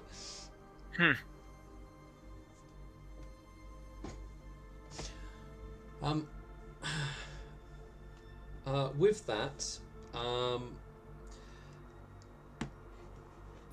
you obviously, I assume, will choose to make your way back to Villager Town. We'll send for Swift Gadget. We'd probably want to have a word with the Archmagus, return her golem suits to her, the like. I was like, what golem suits? Yeah, they were all like kaput. All three of them? Yeah. All of them destroyed. Alexandrite ate 2 of them, and he lost his last one at the battle. Yep. All right. Well, the Archmagus should definitely be informed about that at the very least. But after that, Milk Thistle would send for Captain Swift Gadget and ask for a pickup. I mean, the ship isn't going to be repaired anytime soon, so you won't be getting a pickup. Grief, girl. It crashed. Do we need to send somebody to pick her up? Probably. All right. Well, yeah, we'll head to Villatown. Yeah, that's fine. So the Archmagos will say that... walking to... Oh, sorry. Yeah, can I was gonna say, if we're walking to Villager Town, can we stop at what's the place, Alexandra? It's from the big battle was happening. Galloping Dam. Yeah. Yeah. Well, so you got a bit of a choice. So obviously you receive the Archmagos, tell her that oh yeah, we kind of lost the suits. I mean, she doesn't seem too surprised by that outcome. She says to you, I at least hope that they were of some use. Immensely. Good. They served their purpose then. She will offer to teleport you all wherever you want to go.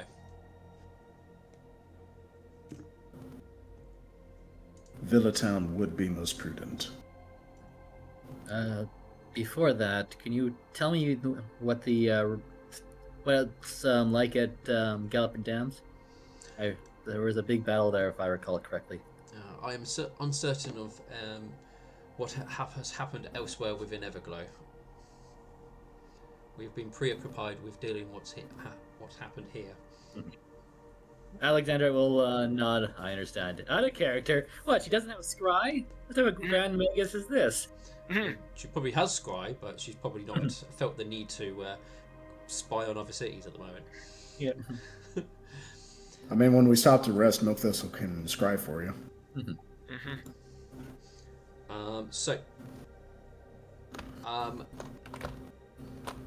Shisha will opt not to return to Villager Town with you, as she does say she has to atone for her sins to Silent Whisper, and she needs to go and do that. Very well. Also, like Metu will like inform Golden Hoof that she's like returning back to base to report if like Golden Hoof feels like he's done enough to return. He will go once things have once the initial what's the word? Relief effort here is complete, then he will return home. It seems that the threat that he was sent to explore appears to be over now. And out of character, who was Golden Hoof? Was that your brother? No. No, it's actually like a member from like the Shield, the Order of the Shield that actually Steel like made up. Yeah. Okay. All you like need to know, he looks like brand new. Yeah, Like he's a brand new knight. Okay. Fresh recruit. He's a shiny. Yeah. Just off the come off the shelf. Then actually like with that Met would say, I will be sure to put in a good word for you then. Thank you, Sergeant. Alexandra Please. will. Please, it's call me clumsy. You definitely earned it. Certainly, Dame Clumsy. And with like a respectful nod, she leaves him. Alexandra will head to Katerina. And what about you? Are you going to be coming with us, or are you going to travel with your mother? I shall be travelling with my mother and helping her to atone. I shall. Well, I'm sure I will find you all again. Alexandra will hoof on his shoulder and say, "Well, safe travels, and hopefully we meet again." When your mother's atonement is complete, seek me out at the All Seasons Temple. May all the roads... Sorry, go on. Yeah, we actually may have a rough start at when we like first met but you can like always come and visit me as a friend. May all the roads converge into one, and may we all find one another again.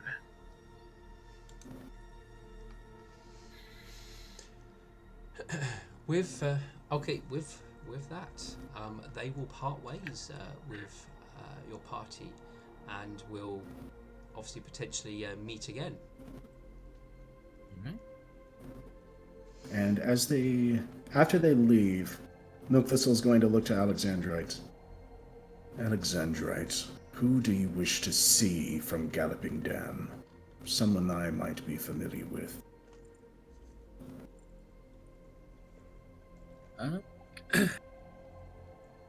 I guess, if anyone in particular, out of character, I'm trying to remember. I think his name was Commander Whitecloak. I want to say White Shield, but I could be wrong. Could be White Cloak. Yeah, I think it was Whitecloak because I based all the characters from Wheel of Time. So. Oh, okay. Oh, okay. That guy was alright. Alright, has Milk Thistle met Commander Whitecloak? Yes. Okay. Then Milk Thistle is going to cast Greater Scrying, which is a standard action instead of an hour. And he's going to focus on Commander Whitecloak. See what he's up to. Is that a harder DC as well? It's a DC 30. Oh, okay. Forgot. Yeah. I don't know if he gets a save against it if he's aware of it or not, but I'm pretty sure he does. Yeah, I think they get a save anyway, but no. Okay, so from what you can see, does it still only give you like 10 foot around them? It functions like scrying, so yes. Yes. Okay. So from what it looks like you're seeing in the vision, or vision in the scrying, because it's not really a vision. It appears that he is with one of the other individuals from the temple that you've met before, and they appear to be handing out food rations to a large group of ponies who have clearly come to get food.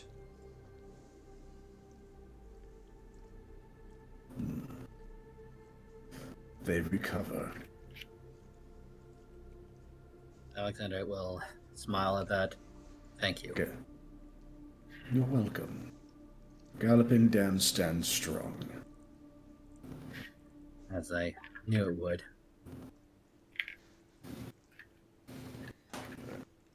This vision from White Cloak will last for the next 14 hours. Oh, so you can just keep spying on him whenever you like within 14 hours. Pretty much. I'm watching you in the shower. Yeah, from scrying to greater scrying, it is like so much more powerful. Yeah, jeez. Ceiling Milk Thistle is watching you. Milk Thistle's always wait. I'm always watching, Krosky. Always watching. All right. Oh dear God. So with Oh my. with that done, you are able to be teleported wherever you wish to within Villager Town. Where would you like to go? Just outside of Villatown. Oh, okay, we're not gonna like power move and like go into the what's the office the council meeting. Well, it'll probably be empty. Yeah. Fair. I think it's best we like teleport outside because we're gonna get crowded. It immediately if we get in the center again. I was gonna say, we're gonna be crowded immediately, probably when we walk inside. So Yeah. Either way. Plus, you know, this should be a great declaration. You know, the heroes have returned. Mm-hmm. All right. So yeah, you'll be teleported outside. Do you want to be right outside the gates, or do you want to be like a little way, a little way away? Oh, you know what? Can we? Let's see. No, there weren't any gates to the west, but to the northeast. Those were the north gates.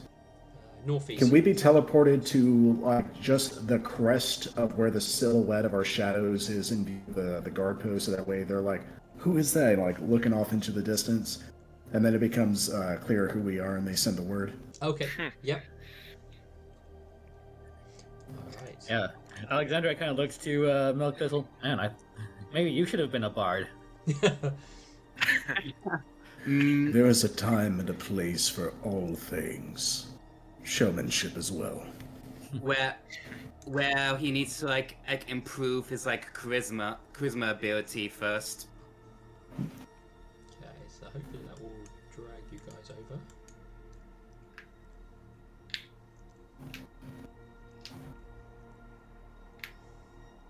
Given this map open a little bit, it's probably going to take everyone a little bit to load. Hopefully not too It's long. alright. It's a big map. So yeah, So this what is is the weather like? Is it raining or is it sunny? It is clear skies today. Nice. So yeah, we'll be up here to the northeast.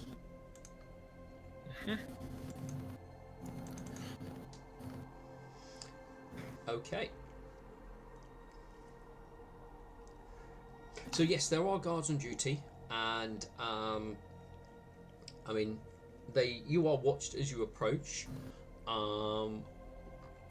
but it doesn't immediately, at least to them, come apparent who you are as you approach, as obviously they are familiar with the more glowing aspects that you once were, and once you are within proper sighting distance and they actually can observe all of you and who you are, not just be looking out for some nice glowing individuals.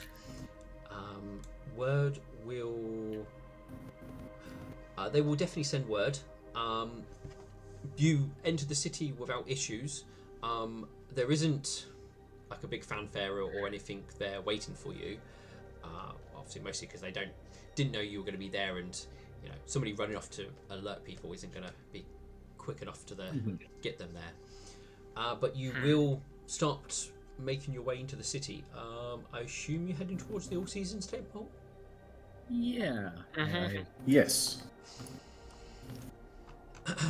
All right. I mean, yeah. I mean, like, well, unless she will head with the group for now. Yeah, fair enough. You will make your way through the city. It's been a few days, so actually, let me just check what the.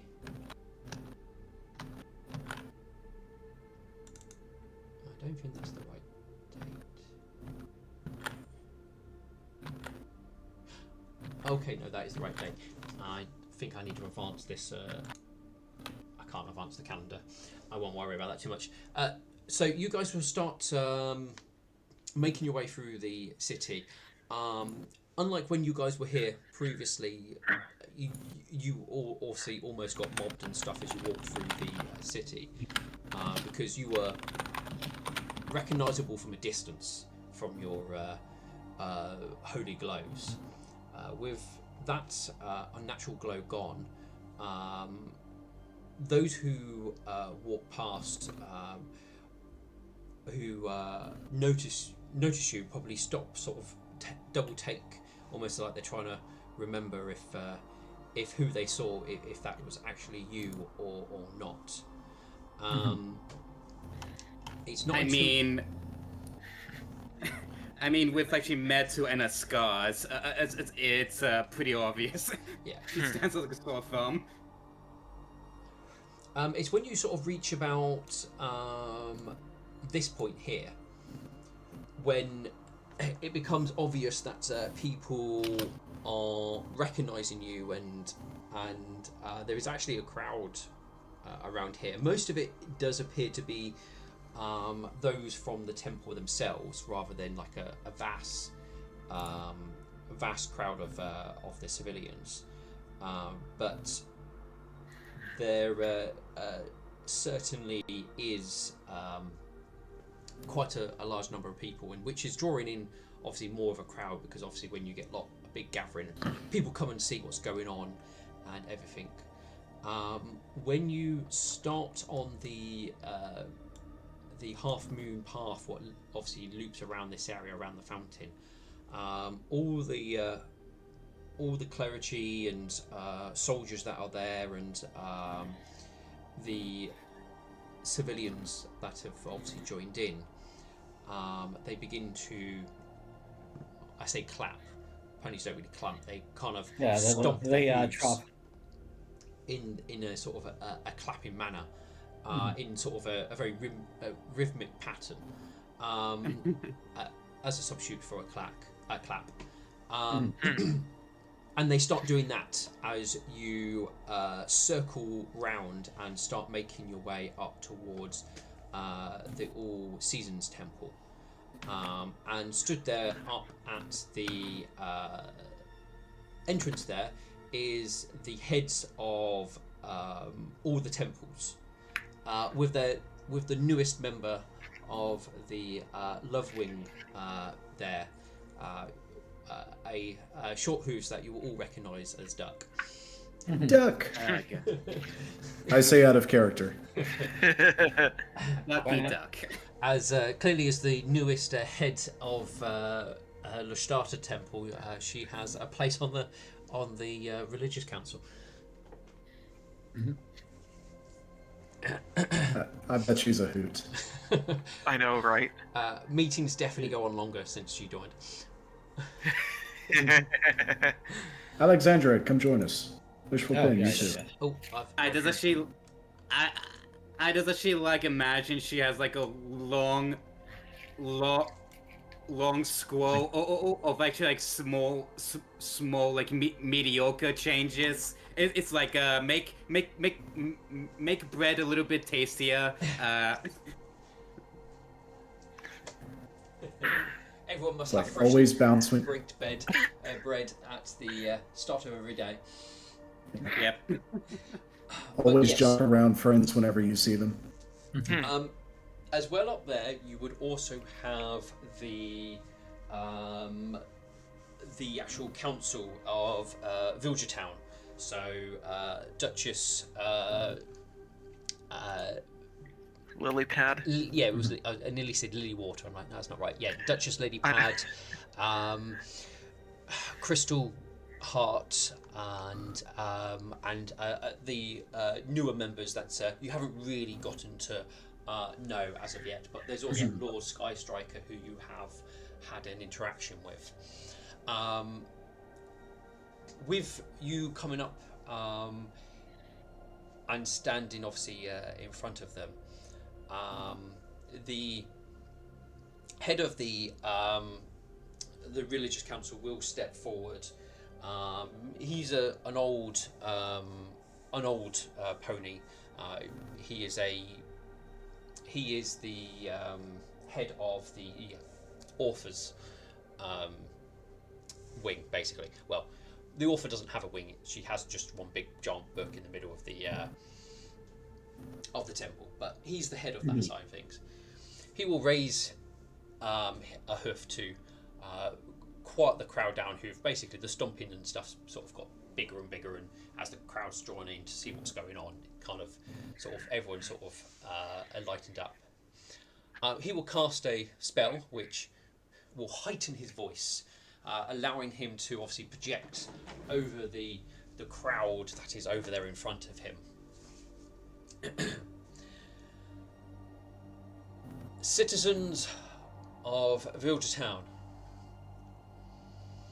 I present to you our saviours, the heroes and champions of all of Everglow. I don't think you guys ever gave yourselves a group name, did you? I don't think we did. No. We debated and couldn't agree on one. Okay, fair enough. All right, so he won't use Champions of Everglow is a pretty good one. He doesn't I use mean, group actually, name. like, Metu at one point would actually like make like an insulting joke at one point in the past, like the gods' pets. It's the god suckers. So with that, he would basically, instead of giving a group name to present you all, he would do it individually. Though he only does it to the core of the group. Those of you who were touched with mythic power, he will announce each one of you five as you stand there in front of the crowd. Metu would actually like tap him on the shoulder. Don't forget about the others.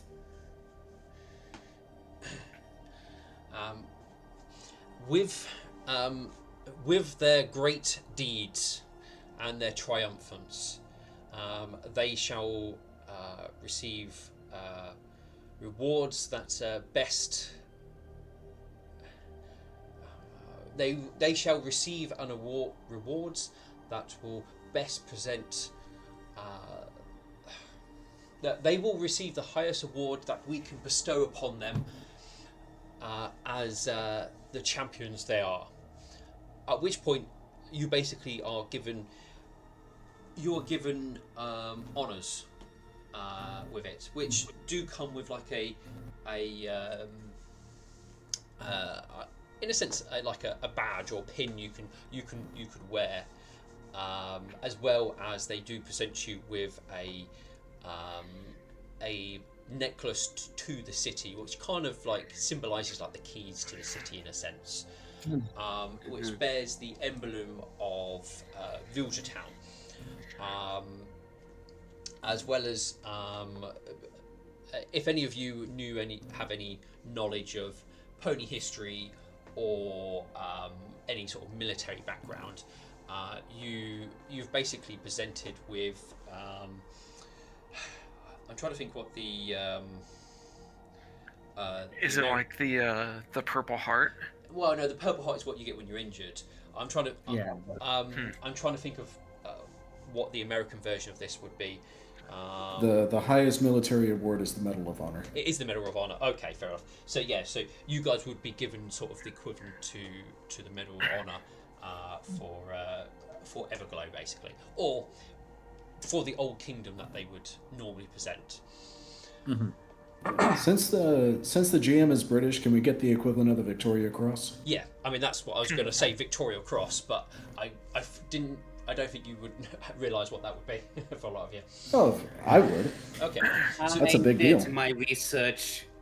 Sorry. So On you my would be history. given. So the equivalent of that would be, you would be given the Iliana's wing, would be the equivalent of it. Nice. Which is a wing which bears the royal symbol of Queen Iliana, what would be presented to, obviously, troops that have proven themselves in battle and in heroic moments.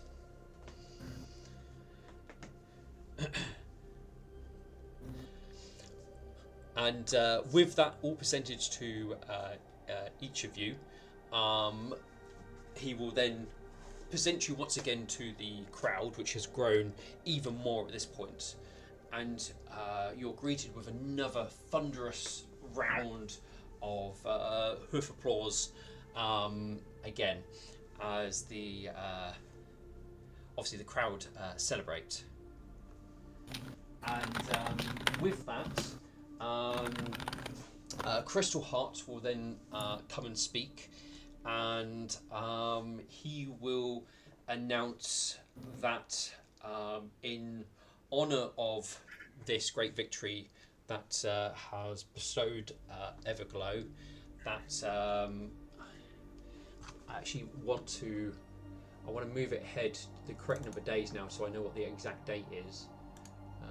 I need to find this. Here we go. So that was the full moon. You guys came out.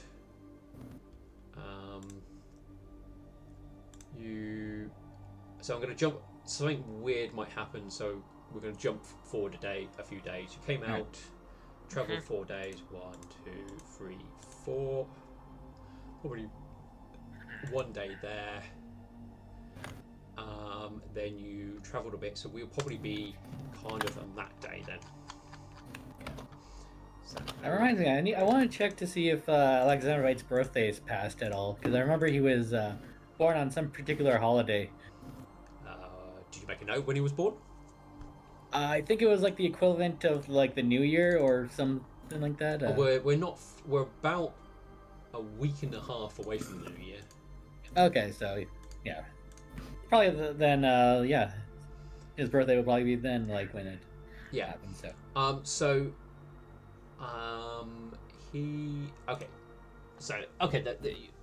you're quite far away from New Year still. So he will declare for the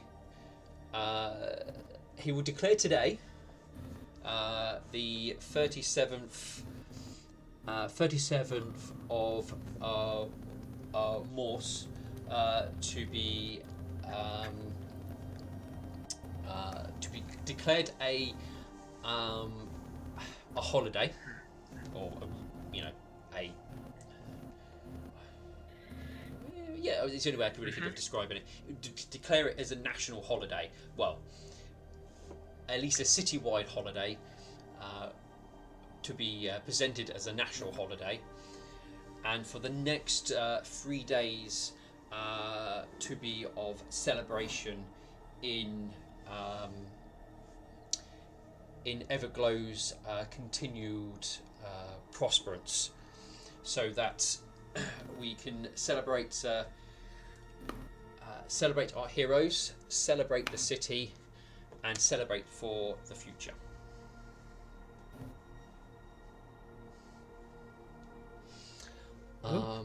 With that, sort of presented over, you guys will be led into the All Seasons Temple, where in the actual main foyer, they would have laid out a feast there waiting for obviously all of you. Many of the clergy, the head clergy, the nobles, and everything else like that, and everything else. And there is a section where even the populace can come in and take food as well, though they can't really. They kind of move around in sort of a queue to come in and see you, but can't get in and properly mingle. To give you guys some breathing space, but the nobles, the clergy, and what have you, you guys will be in amongst them as they talk, celebrate, and what have you. You can obviously choose. It's like being at a con, basically. You're trying to get into the line to see the celebrities. Yeah. You guys can obviously interact with the populace as they come in, and come in and see them and stuff. But there's a degree of separation to give you guys a little bit of breathing room, so you're not completely mobbed by the populace as they celebrate. Is the pony that I'm supposed to do there? Do you mean Burnt's brother? No. The pony I'm supposed to do. Jewel. No, they're stuck with Swift Gadget over it near where the it's stuck with her. Okay. Yeah, yeah, they're over there where the Orclands are, to be honest. Mhm. So they were kind of a bit stuck at the moment. Okay. Then who would actually have authority over her? I'm guessing either the Blaze priest. Yeah, the Blaze temple would probably be the one you would. Yeah. Yep. Yeah, I would probably inform. Yeah. Yeah. Basically, I should met to take her leave. If before leaving, she'll have a chat with the Blaze priest. That one of his worshippers challenge her to a duel, and to let her know once he arrives. They will ask the details of who it is, and once they're known, they will be understood. Upon their arrival, you will both be brought to the dueling pit and into an honourable duel. Right. Are you the challenge? Are you the challengee? Are you? If you're saying they challenged they you. are the one. Yeah. I am the challengee. Okay. They challenge me. Is it to unconsciousness, first blood, or to the death? Unconsciousness. Understood. With that, the next few days is probably a bit of a whirlwind. She would have left after actually day one. Oh, okay. You would have snuck away, basically. Yeah. Actually, she'll actually take her leave right then leave town. Well, you wouldn't be able to get away from the initial celebrations, the meal and stuff like that, after the sort of medal award ceremony and stuff like that. But the day after, you definitely would be able to take your leave and get out of the city and head home if you wish to. Yeah, she would actually visit Burnt's brother first before she leaves. No, that's fair enough. So with obviously the next few days, it's filled with as much celebrating as you can stomach, as much of people coming to see you, shake your hoof, hero worship you, praise you as you probably could stand, while the celebrations go on. the atmosphere and the mood across the whole city is very high, given what they knew of what was coming and the stakes that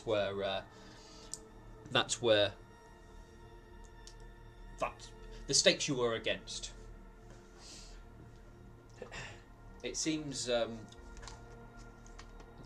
rebirth of Total Glade has had an impact across the whole of Everglow. Everything seems just that little bit brighter. Nice. Maybe Villatown will start growing food again. Stop having food shortages. So, with that, you guys are left with wherever you wish to expend the rest of your days doing.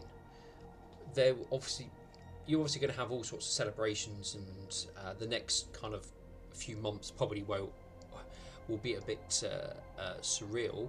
But once obviously it dies down a little bit, the mundane of normal life starts to set in, and things continue on as they do with most ponies.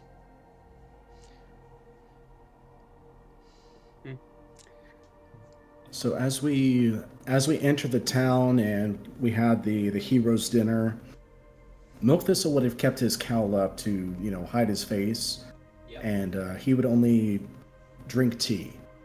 But there would be just that small smile that he had when everyone first met him. But he would be very calm, very reserved, only giving a nod of the head to everyone who tried to thank him, but he would shake no hooves. But as soon as there was a moment where Milk Thistle and High Priest Midnight Vision could be alone, he would pull back the cowl and show him the mark of the nightmare that's upon him. He will he will see you and know instantly the blessing that you have been given, and he will say that you are one of the nightmares chosen. There are many great things ahead of you that you will do for the nightmare. That you will do as well, High Priest. The destruction of our enemy and the rekindling of familiar relationships is only the beginning. What once was must be put away. And he'll take the Liliana's wing. He'll take that off of him. He'll take off the necklace that was given to him. Yep. And he'll just put it aside. These things do not matter. What does matter is the reach of the nightmare. For now there is opportunity for her influence and her worshippers to expand far beyond Villatown. The reunification of Everglow must be our highest priority, and we must be united with the guidance of the nightmare. Every city must be reconnected. There must be a central authority, and we will guide them. The burden of this is heavy, but it will be carried forward for generations.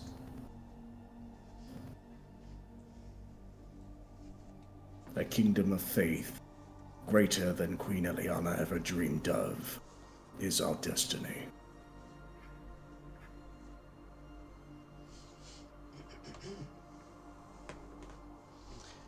He will nod and go, yes, much greatness awaits us, but there is still much work to be done.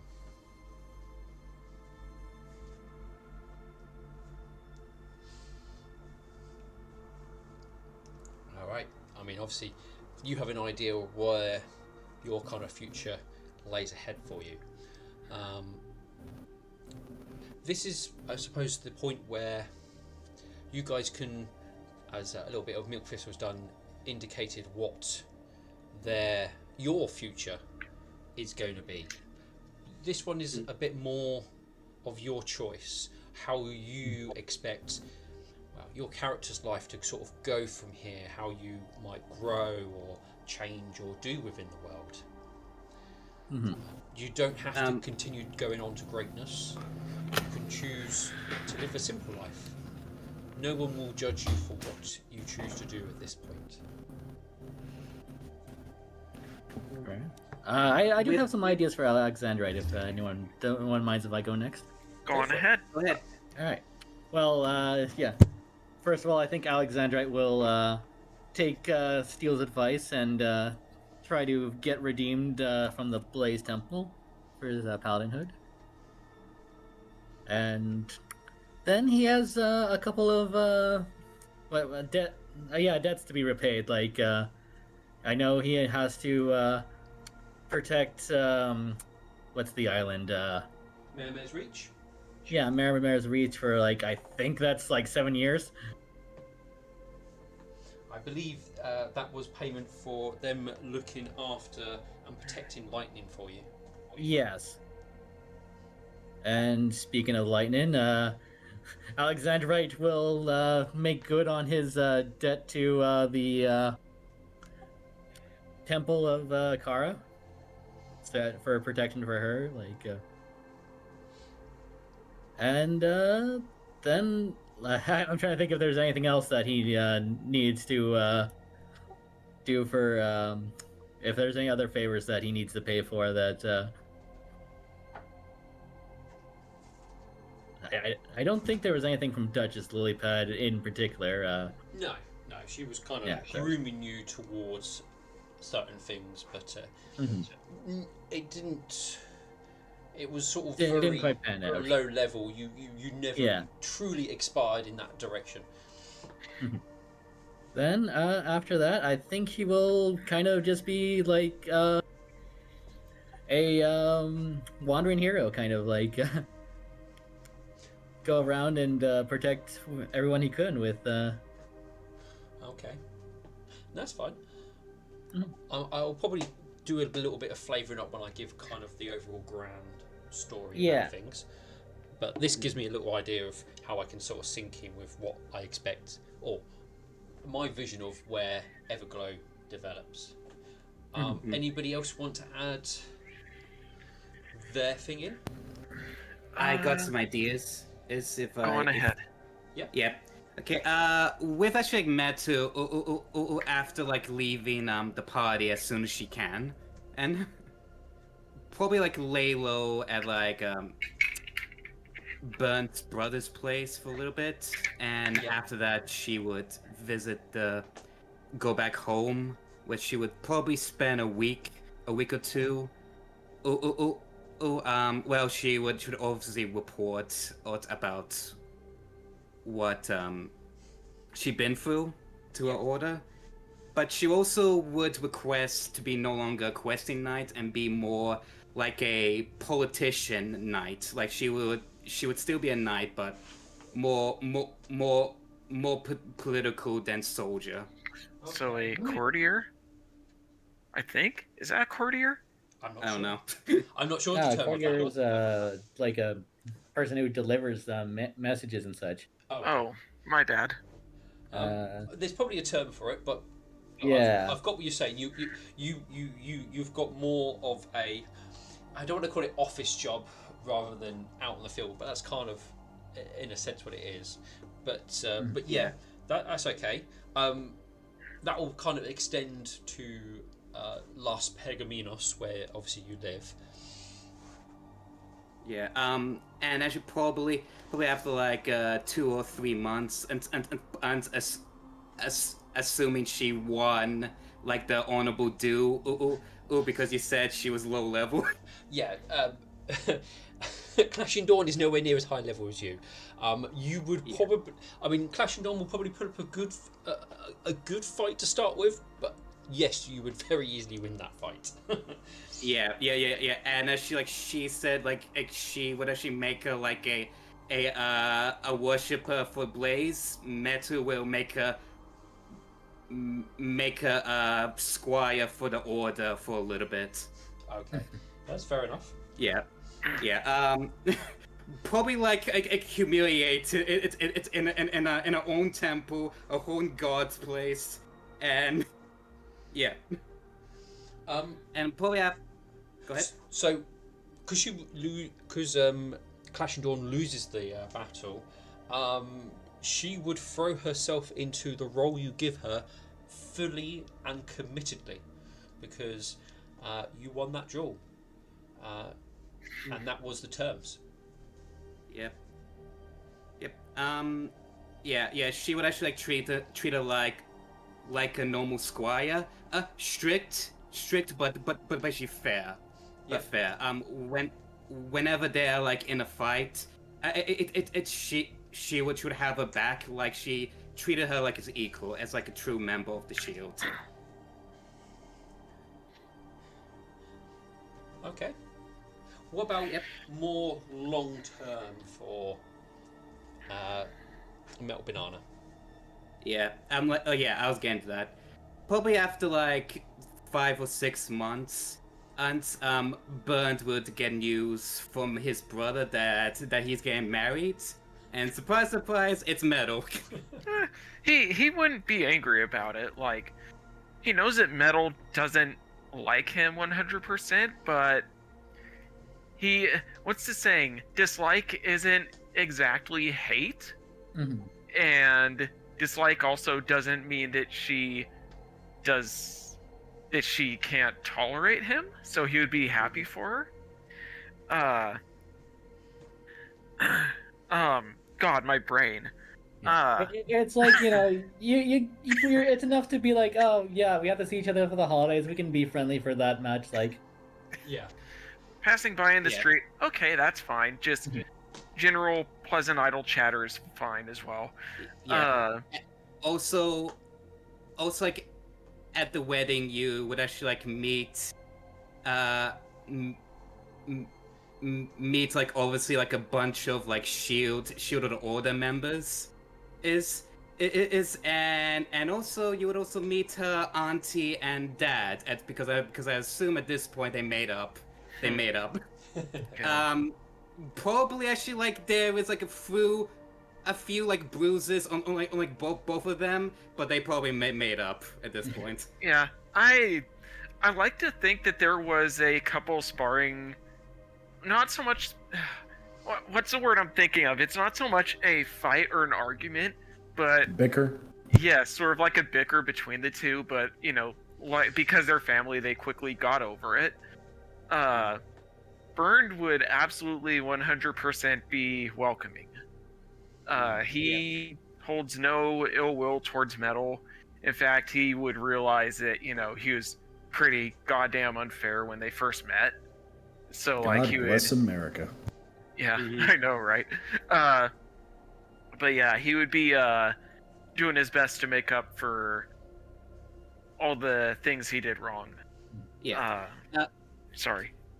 Yeah, you would also realize her father is basically like a spitting image of her, rude, straightforward, and, well, very, very insulting too.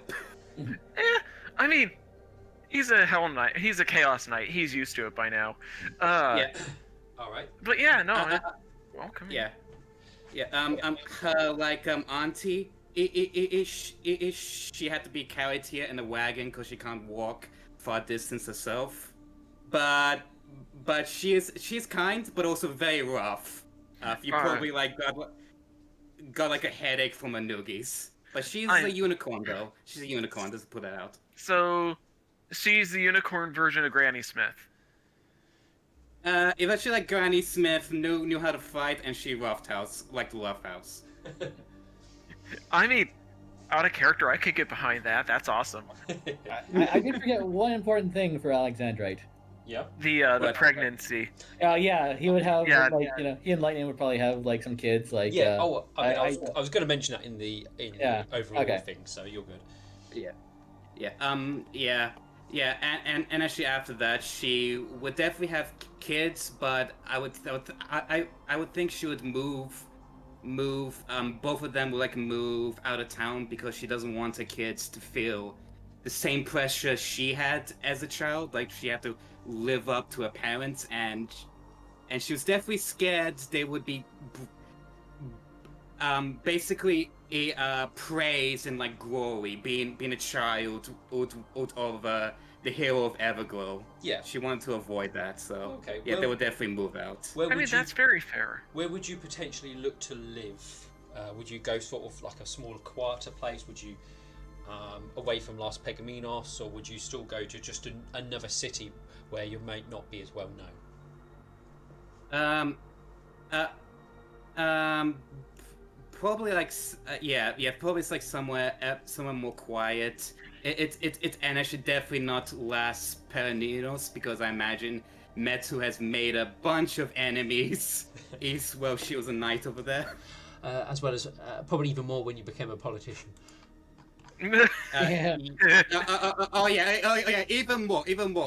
She would actually screw over as many like crime syndicates as she can. So you're probably one of the more sort of smaller places, which is still near sort of a major place if you want to, but you would get a okay amount of traffic, but not too much. You probably go and look at Arcissus as potentially your new home, which is not. It's a little bit west. It's west of Vilgertown, and it's kind of like a. I wouldn't. It's between Las Pegaminos and Vilgertown. It's the on the route you would take between the two places. Because I don't think you would go to Stonebrews. I don't think you would like that. So Arcissus is probably where you would end up. It's not like too far, Yeah. and it's fairly centralised. And if you needed to get anything important, you can easily get to the city and get it. Mm-hmm. Yeah. She would definitely raise her kids there with her husband. Yeah, but Okay. I also feel like the quiet life would be boring for her, since she lived a life of like adventure and like high adrenaline rush. So it takes a while to get used to it, the new quiet place. Well, you probably could still take up a job as maybe the town sheriff, as it's not big enough to have really any guard and stuff. So you could still take on a protector role of the settlement if you wished to. She would definitely like do that. While also being a politician at the same time. Yeah. All right. Burnt. How about yourself? All right. Well. Okay. I'm just like my brain is all over the place. He'd do right by his family, and he would be he would stay with Wishful Pin. He kind of has to, and he's more than happy to do so. His family is important after all. So that would be the long term. The short term, well, part of the long term, he would stick with doing the Chaos Knight leadership. Mainly, he would be strict, but not insanely harsh. Like just strict enough to where they realize that he's not to be messed with when they're under his watch. Yeah. And during the nights, he would be taking other ponies outside town for the astronomy stuff. Okay. Yeah. So he's still like kind of using the skills that his that Swift Victory taught him. He would attempt to sort of rebuild the Kindblades Academy, like just mainly because it's a bit of a not a national landmark, but a city landmark, and he realizes that there might be a need for them in the future. So he's kind of taking it upon himself to slowly rebuild that from the ground up as well. But he makes excuse me. he makes sure that he puts time aside to spend with his wife, with their kids. Like he would have taken the opportunity to reconnect with his brother, Straight Arrow. I'm trying to think of other things. That's fine. You don't have to give too much. Yeah, he would have had he would have given Thunderclap the ability to make his own Chaos Knight order now, since he has been through the rungs with the battle with the Stag Lord and whatnot. It's proven that, hey, he's actually doing really damn good. So, yeah, Thunderclap earned his keep. Right, yeah. With obviously that from everybody, is there anybody else who wishes to add anything additional from hearing others, or they thought of something extra in the meantime? Milk Thistle would put in very subtle efforts to where he wouldn't be caught, working behind the scenes. Yeah. But he would do everything he could to make sure Crystal Heart is elected king, and then start working towards the city-states falling in line. Okay. And Milk Thistle would fill the role as a confidant and advisor to the king, not implanting himself there, but rather being there for the king if he should call on him. Okay. I was gonna say, yeah. So you're a vizier, Jafar? I'm a vizier that actually accomplishes his goals. Wow. Because I'm not the one who wants to rule Agrabah. I want to prop up the correct ruler for Agrabah. That's the difference. All right. After Alexandrite regains his paladin hood, he will take the regeneration thing and heal up his body to so. Oh, right. I assume that all of our drain is, gone. No, that Yeah. is with you for life unless you remove it. Oh, wow. I probably would have removed it, but Yeah. I will tell you to remove the drain off one stat. That is 1,000 gold. And I lost yeah. 3, 6, 9, 12. It cost me 12,000. Well, no, that's, Yeah, I think it's Well, just if- one stat you can remove everything off. All right. You know what? I'll do Oh, that one- with sorry. No. Wait, one stat can move everything? I believe so. Well, y'all might need to do some adventuring, but if y'all can gather up 5,000 diamond dust, Milk Thistle can cast Greater Restoration. That's probably the cheaper option for you guys, to be honest, is the 5,000. Yeah. Metu would definitely take you up on that offer. Same. All right. The last time I checked, and correct me if I'm wrong, GM, this was like a couple of years ago, the last time it was brought up, there's only about 14,000 gold worth of diamond dust at the temple itself, and that's between all of the temples. So to pull from that resource would have to be a consensus among all the head hunters. It's not something you guys would be able to do straight away. Yeah. It's something It would which take years. the scars upon your souls is going to stick there for a while, but you will eventually be able to help heal them. But it takes a little while. Yeah, you will probably change your mind after I have something else to add. Also for Metu, as soon as she gets home, the first time she gets home, she would definitely be on visiting old friends and reconnecting with family. Type, because she neglected them for years, is out of fear to get them killed. Yeah, All right. probably some of them already died or critically injured. But she'll connect with the ones she met. Okay. So. Also she has a little brother, probably at the wedding whose name is Color Screen, and he probably paints like a portrait at the wedding at the love couple. Aw. Oh, that's adorable. But yeah, if Burns, you try to strike up a conversation with him, he's pretty shy. I mean, Burned wouldn't really find that to be an issue. Burned himself was kinda shy and quiet when he first met the others, so he would be very patient with him. All right. Yeah, Very understanding. So, with that all put into place, sort of the development of kind of Everglow from here.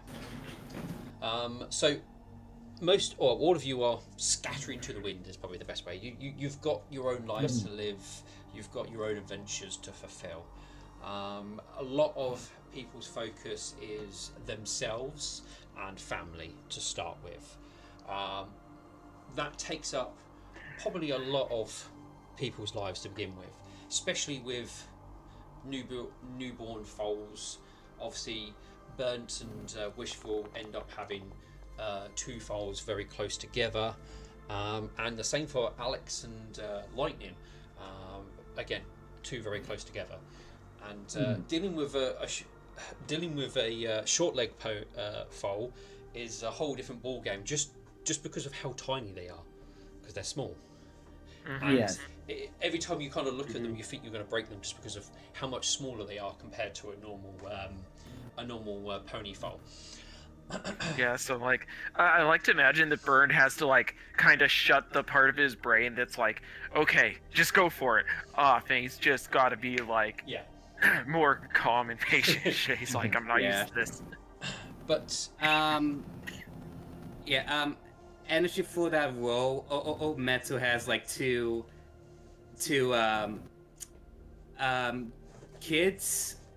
kids to pass on her like knighthood, and probably like gives them custom armor she like blacksmiths herself. all right, so family is a big focus of things. Obviously, Metal Banana, you have a good stint at politician-y in Las Pegaminos. You definitely will struggle in Las Pegaminos with the trying to be a politician, and as you start dipping your hoof into that aspect, you soon very quickly see that Las Pegaminos is actually a lot of it is run by in the background criminal organisations and stuff like that, and the city's a lot more corrupt than you probably realised, and that probably helps push you away a little bit from the big city, wanting to go to a smaller community where you actually can trust your neighbours and get along with, and you feel like you can do a lot better, and being a politician in that aspect, being the sheriff of the town, you probably could very easily be. You have to probably give up your sheriff's position, but if you wanted to, you probably could earn a mayor position in the town if you really pushed it and wanted to go that far. Alex, as well as obviously family, you are going and repaying your debts. You obviously seem to almost go missing for 7 years, but then obviously return again with. I mean, how big a family are you looking at, Alex? Small, big? I think like altogether probably like 3 children with like one with the the small short legs and then 2 others. Okay, so not a huge family. But you spent probably the next 7 years living on Mermaid's Reach. It's dangerous if you get away from the settlement, but inside it, it's very well protected. A lot of Pegasi there, but you learn a lot to do with nature, sort of a little bit of the druidic way, but you don't really get fully integrated into that. And you get a better understanding of the natural world and the environment, and that's something you will take away when you leave the island and bring back to the mainland when you decide to leave after your time there. Burnt. Mm-hmm. You've got ambitions. You've got lots of stuff you want to grow and push towards. Your probably big focus is obviously your Chaos Knights. That's kind of where you've developed yourself, and you spend a lot of obviously time pushing in that direction. Wishful Pen helping to support you and I don't know, giving you a bit of inspiration to keep obviously pushing for your ambitions. You attempt to obviously also try and refound the Free Blades, but doing that alongside trying to also make a your Hell Knights a thing as well does prove difficult to try and juggle those two things, as you soon find that like what the Free Blades were and what they stood for and how they operated is very different to kind of what the Hell Knights are, and you can't really take on two hats at the same time. Wishful Pen will encourage you to focus on the Hell Knights, as that is what you refounded first, and you will push, and I would assume you would push that way, helping to establish probably other Hell Knight posts. One where obviously Thunderclap would go and take over and help grow from that position, one of the other settlements. I think you and Wishful Pen would stay within Villagertown, as Wishful does wish to dedicate her life to working within the temple.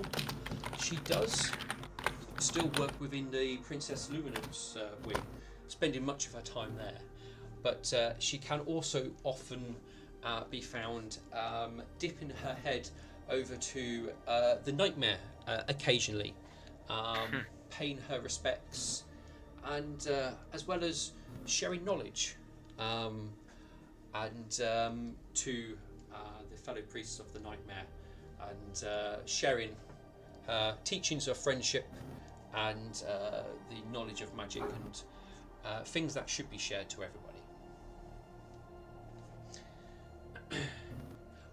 Next, we kind of lead into a lot more of the larger, grounder things. The kind of whole of Everglow. Nothing like a potential world-ending event kind of jolts people into realising that standing alone is a bad thing. The settlements that were most deadly, were affected most harshly, or were potentially going to be suffering harshly, are the ones who are first to potentially open their hooves up to coming together and re-establishing ties once again. The only one who still stays a little bit, dips their hoof in, but still stays a hoof distance away, is Silver Dream. They still make sure they have a representative there, but they have not fully committed to themselves. They will help a unified pony kind, but they won't fully endorse an individual or fully commit to anything too grand. But they want to have like a hoof in there. They will still do trade and what have you. One of the other aspects will help push a little bit more towards a united side is the humans. They have actually got an advantage at the moment. They're already quite strong and already building, and they start establishing new towns and stuff in the land that they were gifted, which does cause a bit of contention, and things are definitely a bit tense on that side of things, and over, tensions in like small skirmishes, and eventually it does lead to bigger stuff. the sort of west of Everglow with the settlements there, they never really fully took on any of the sort of nasty outcomes, but a lot of those settlements have to deal with pirates quite a bit. Some of them can deal with them a bit better, and the ones which are smaller and need help are more likely to kind of join a unity side of things. So eventually there is a connection and establishment with other towns, and there's a beginnings of a unity within a kingdom again. Also, can I add something? Yeah. I feel like Metu would actually be in the sheriff would, but still represent her order, would actually request a base built where she lives, so it can be more, so the order can be more spread. Okay. With the settlement you probably were settled in, it's probably a bit small to really have a proper order. They don't have any issues with you as a sheriff when you train new people or instill morals within them, that you use your order as a representative, and it will probably turn into the fact that the sheriffs there are actually representatives of the shields. So it's probably going to be that aspect rather than a full proper place, because it's not a huge settlement. I think you've only got about 1,000 ponies living there, so not massive. I could be wrong with those numbers. I would have to look up the settlement.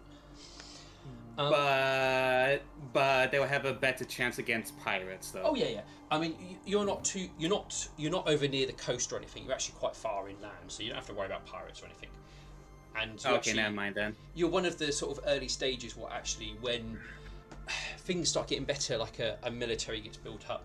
You're on a patrol route, so you're not going to have to worry about two things. Yes, because you're in the forest, there are things that are a little bit gribbly that you would personally have to deal with, or if it get a little bit bad with the goblins overbreeding and stuff, you might have to get a few extra soldiers in to come and help clear out the goblins every so often. Yeah, but she will also help out settlements that also requested from the order. Oh yeah, no, that's fair enough. So, but obviously there's the bigger question is obviously how do people come together and rule a new kingdom? This is a very big contention in regards to the forming of a new kingdom or new empire. There are those who are very strong pushing for a single individual to rule. Maybe not a king, maybe something more like an emperor who's perhaps elected rather than having it as a birthright. There are those who believe that there shouldn't be a single individual, it should be a collection, or each person has a representative on a council, and they should help rule over everything.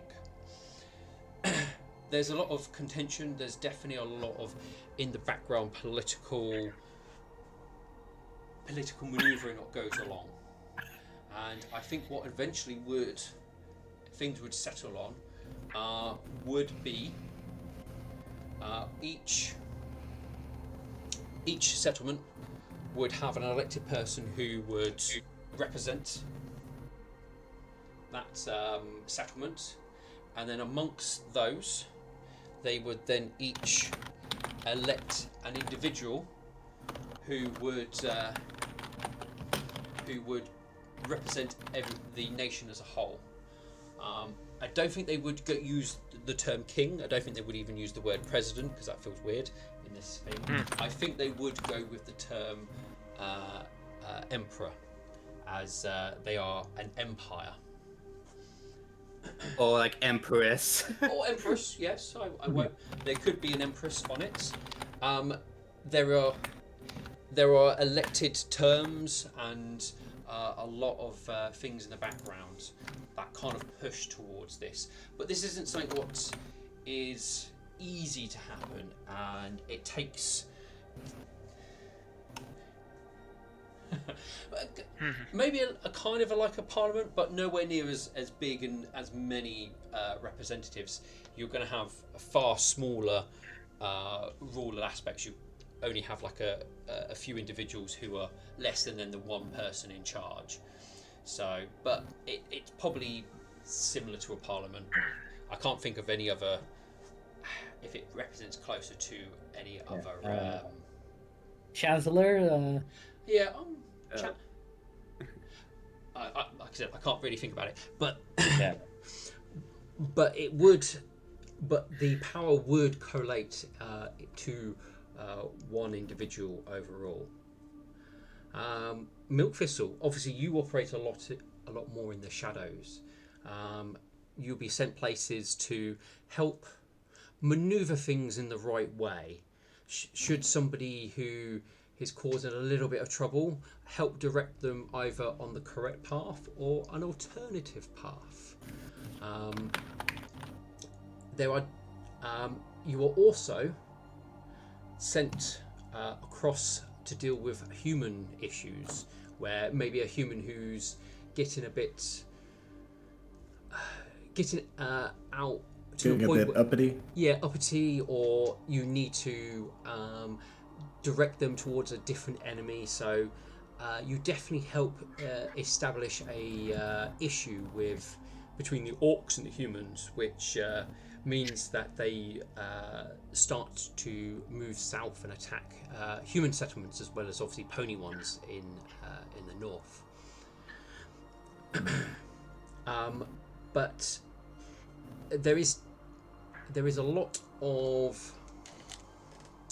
There's definitely towards the end of things. There's a lot of clashing, and with the pony nation starting to become stronger, the humans will actually launch a full-scale invasion to try and stop the ponies once again establishing a dominance like they once have. Oh, I see. Knights to arms. I mean, this will be something that happens quite far in the future. Yeah, so I was expecting ponies to grow in strength to the point where they would breach the agreement, but the humans jumped the gun, it seems. Yes. Oh. Okay. The humans will jump the gun. So the Hell Knights, sorry. There is a spell at Milk Thistle's disposal that he would utilize against the humans, especially while they're marching. When you say like the near future, do you mean like 50 years or so, 100 or 200 years? I'm probably looking at about like 50 odd years in the future type of thing, where it would sort of go that way. Okay. There's so if it's relevant, he'd still be around, but she'll be very old. Yeah. Yeah. And if it's relevant to the end game, controlling the weather, he would use that against the humans and whatnot to hinder their movements. He would also cast Pox of Rumors where applicable, for certain figureheads that are not able to be redirected, we'll say, and so they need to be removed. Wow. You will also find Milk Thistle that the humans would also have individuals who would be of similar strengths, and you would definitely be entering into battles of trying to root each other out and eliminate those particular threats. and are Cleric countering combat. each other's abilities or diverting them to elsewhere so you can strike somewhere else. It definitely is a very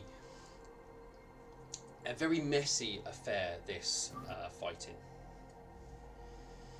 Now it depends on how far you want to go into that far future, because that's probably,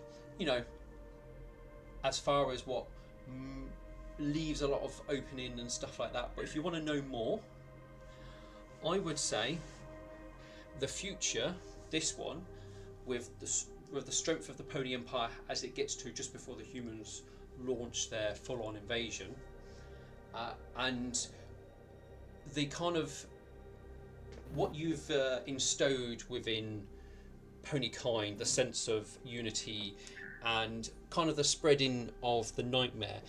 You still spread the nightmare's teachings and stuff a lot further across Everglow than it once was. It doesn't reach the same heights as the Sun Queen, but it reaches heights that it's not seen before in the past, and there's definitely a lot more of an underlying following with the nightmare. Especially on the lawful aspect and the instance of basically Ponykind's place within the world. Because of that, they are going to have a lot more of a fight to them when it comes to this, and they will resist far to the end of things. And Good. Because of that, I believe this future would have a possibility of moving into the events that would cause the blaze. If any of you know the alternative Ponyfinder history on that side. From the ashes. Yeah. I don't know that. So, with that one, there's two kind of histories potentially happening in Everglow. One where the humans gain strong and kind of take over the Pony Empire and kind of integrate, and then over a long period of time, it all becomes kind of one nation, and everyone is kind of joined under one nation. But the humans basically invade and take over, spread their things, and they kind of mould into one. That's kind of one version of it. The other version is the ponies fight back. They keep fighting back. Even when they are on the losing side, they keep fighting. When it becomes clear that they're not going to win, they look for ways they're going to win. They know they can build a weapon that would remove all humanoid creatures off Everglow, solving their problem by wiping out all the humans. They get close, so close to actually completing this. They actually begin activating the weapon, but it doesn't work, or maybe it does work how it's supposed to work, but instead of, some people say it was interrupted or stopped, or it's a bit unknown exactly what outcome this outcome was meant to be. That some people think it was supposed to happen like that. Some say it was interrupted in the process of casting the spell, and some people say that the ponies weren't ready and they started the spell cast before they had all the components in place because they were losing that much. Whatever the truth is to it, it didn't go off as planned. It actually, instead of removing the humanoids, leaving the world just full of fey creatures, it destroys everything. It lays waste to Everglow. Those that do survive the blaze are forever changed by it. All creatures are upon Everglow suffer many years of what's known as the Ashes, where they meek out a pitiful existence within the in the aftermath of it. Settlements do survive, and people do band together to help survive in this horrific landscape, as weird, twisted monstrosities now roam the wastelands of what used to be Everglow. Yeah, congratulations, Milk Thistle. You brought out Fauna Equestria. Well done. Man. When actually like humans attacked, Meta would definitely like look for old armor and take up arms once again. It's not the end.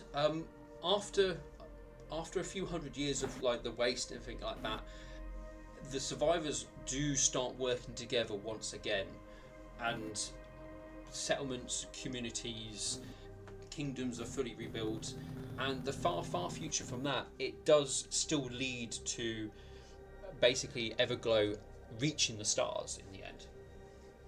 Mm-hmm. It just they take a detour.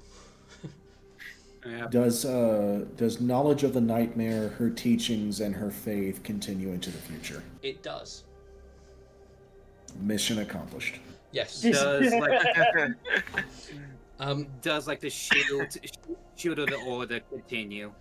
That one maybe not so much. Though there might be those that will find the symbols in the Ashes and Wastelands and will take up what it might represent in maybe a slightly different light. I like to imagine they actually find like a skeleton of metal. Probably not, but I mean, I like to imagine. Yeah, I mean the blaze probably wouldn't happen until you guys, unless any of you are immortal for any reason, probably wouldn't happen until quite a bit afterwards. So, because the war of the humans goes on for quite a while, so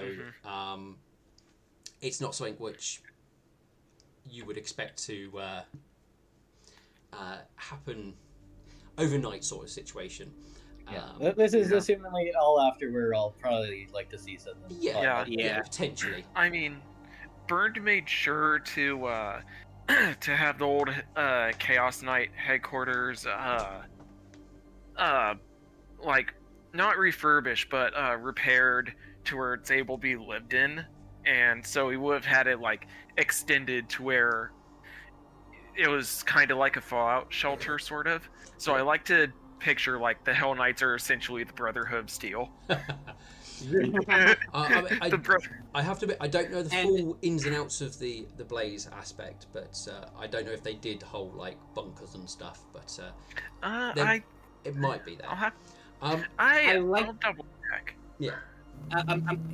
If actually like the Chaos Knights are the Brotherhood of Steel, then the Shield of Order are like the Minutemen. I mean, they don't necessarily hate one another. They just can't work together. Is there any other? Because obviously I covered like a very overview, kind of looked at you guys individually. Is there any other NPCs you would want to know a bit more about what happened to them in regards to things? Yeah, I think Katarina. Katarina and Shisha. So, and I'm also curious about the Ruminant and what happens with them. So and I'm also curious about Steel Prism, if he's like still immortal or he aged over time. Okay, so we'll start off with Katarina and Shisha. They will. They've always been travellers. They've always moved between places and places. They've never really had one place to call home, but that's always made them happy. Shisha does what she can to try and seek redemption from Soft Whisper for the crimes to Soft Whisper she did in her duty to the Stag Lord. So she spends a lot of her time seeking out ponies that are unable to move on to help them. undead creatures that still roam the land and making sure that they're put to rest and they actually are able to go to the afterlife where they are supposed to be. Basically following what it means to be a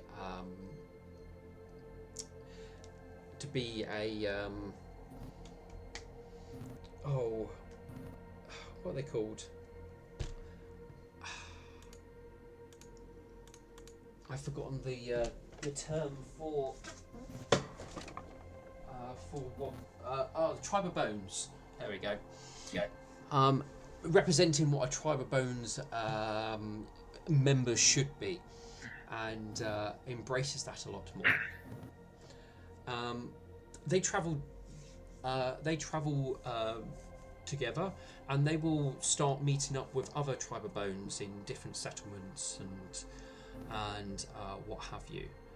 And I would have thought eventually, probably Katerina would find a fellow Tribe of Bones individual who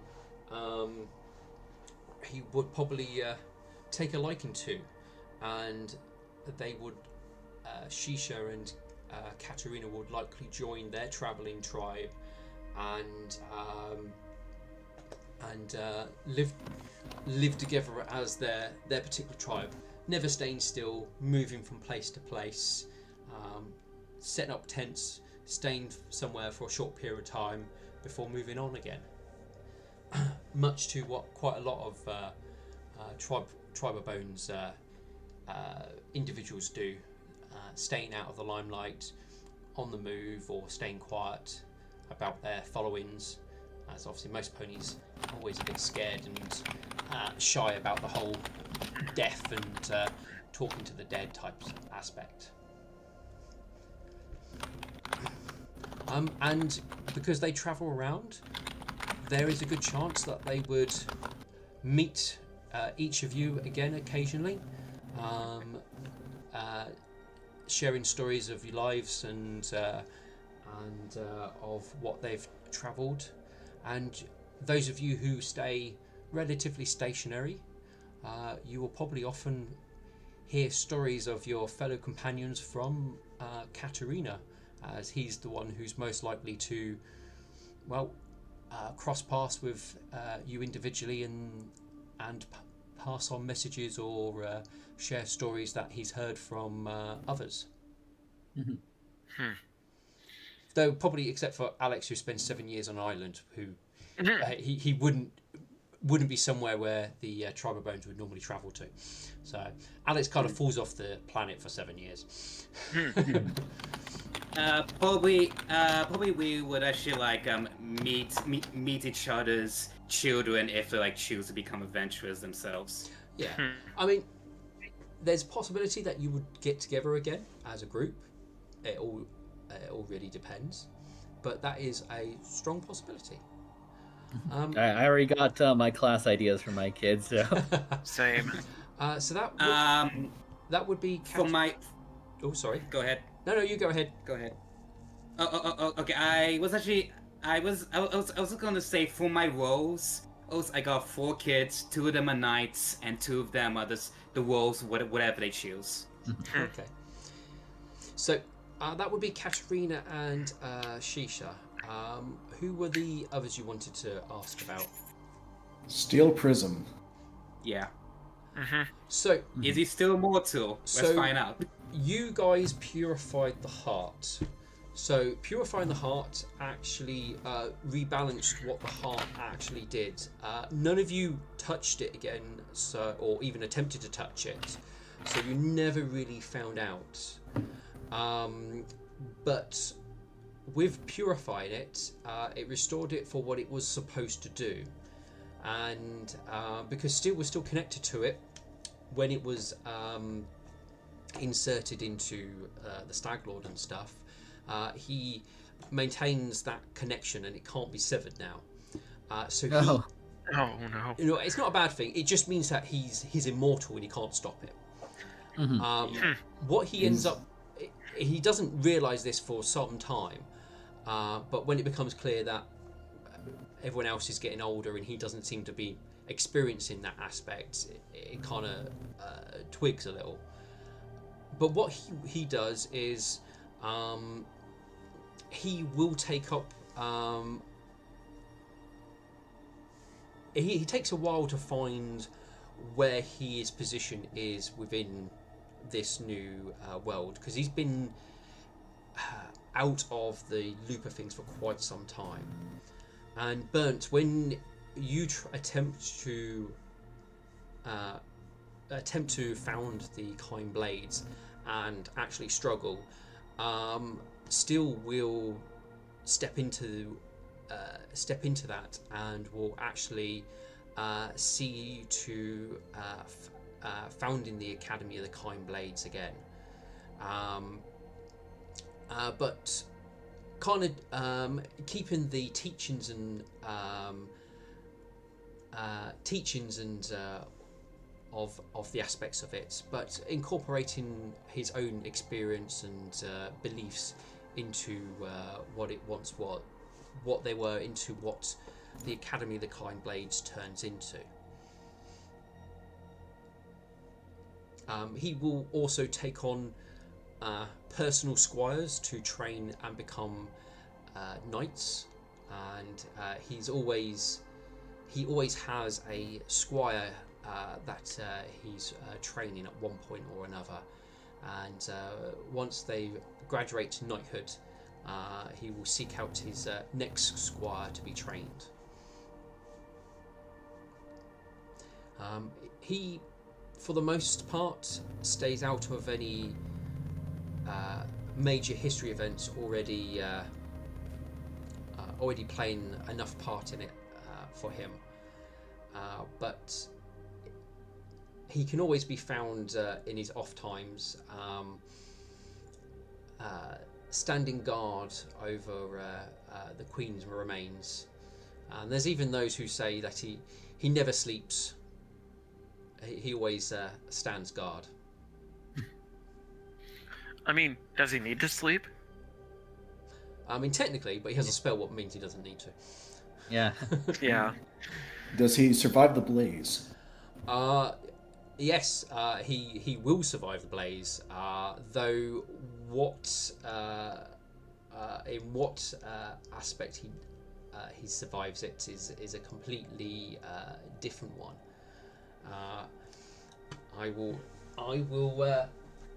I can actually read you his entry from the blaze. Nice. Nice.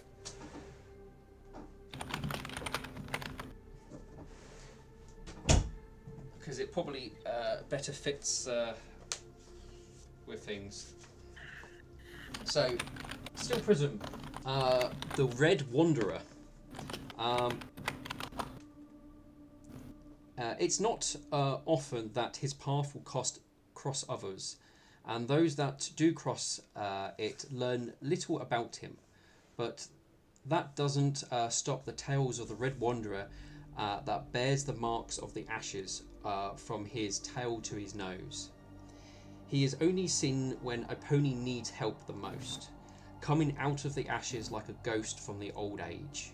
A knight drawing his swords and striking down those that wish harm on the innocent, bringing down one of his two long swords on monsters of the ashes, and striking with magic that isn't sin anymore. His style of fighting is something that is odd to see in a time where one would rather reach for a gun than a sword. He does carry a single old worn pistol. Only one person has ever claimed to have seen it used, and it was only fired once. With that one shot, a whole town was wiped off the face of Everglow. How true this story is, no one knows, but everyone sees him reaching for an item on his back are sure to take a step back for fears of what it can do.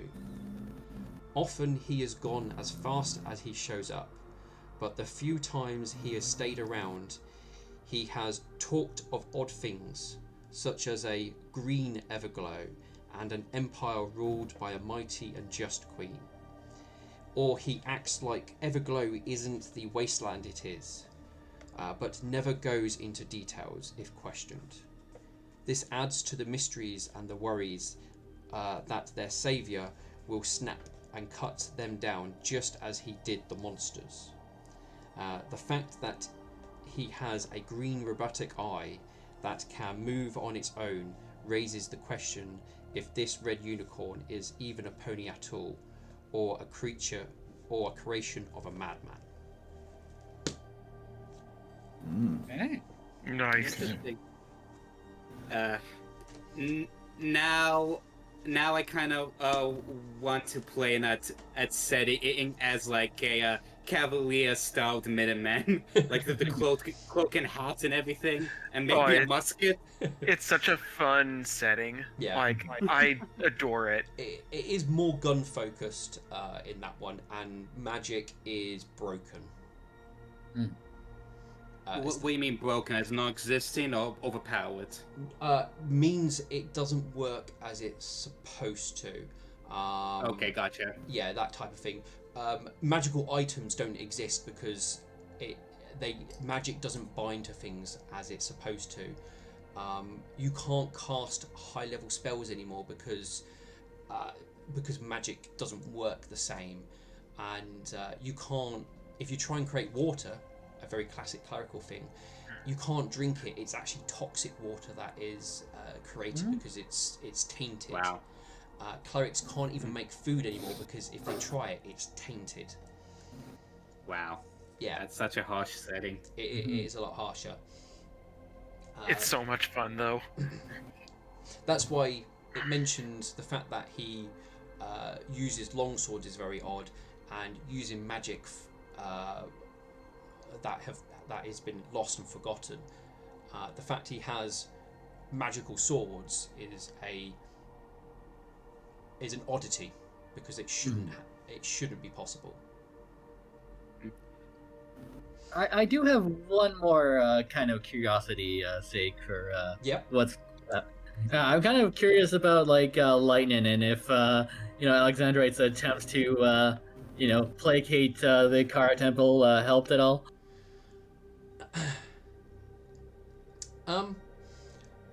I mean, you're always going to be present, Alex. Let's just say if you, for whatever reason, ever disappeared from the picture, things would be different. Okay. So the fact that Alexandrite's there is a good deterrent for any. Okay. Yeah. And I believe the last thing you asked is about the ruminants. Yes. So, Total Glade, the Clever, and the Ruminants. How do they turn out? So the ruminant very much stay within their hidden city, living their repetitive lives, never really changing, much like they have for the last 2,000 plus years that they've existed. Well, longer for them because they live in a weird, timey-wimey, bubbly place, but basically 2,000 years for outside of the material plane. So they don't really change their outlook in life, though eventually all the children would eventually leave through the means that you guys left, but they would do it slowly over time, seeking to escape that prism in a sense, and coming to the material plane to live out their full life in existence and experiencing things as they would, and living normal lifespans that a ruminant would. Total Glade the Clever, returning back to the world that is of the gods, without any large following, does kind of fade into obscurity. He's always there and probably operates very much under the Sun Queen's remit, and within within her domain, as they do have a number of crossover points. But he never really enters any height of power. He's always there, and probably acting in very minor ways. If anything, when one of the ruminant returns to the material plane, he's probably the one who helps watch over them, make sure that their initial steps, they don't stumble too hard and are not able to continue, so that they can experience their life to their fullest upon the material plane.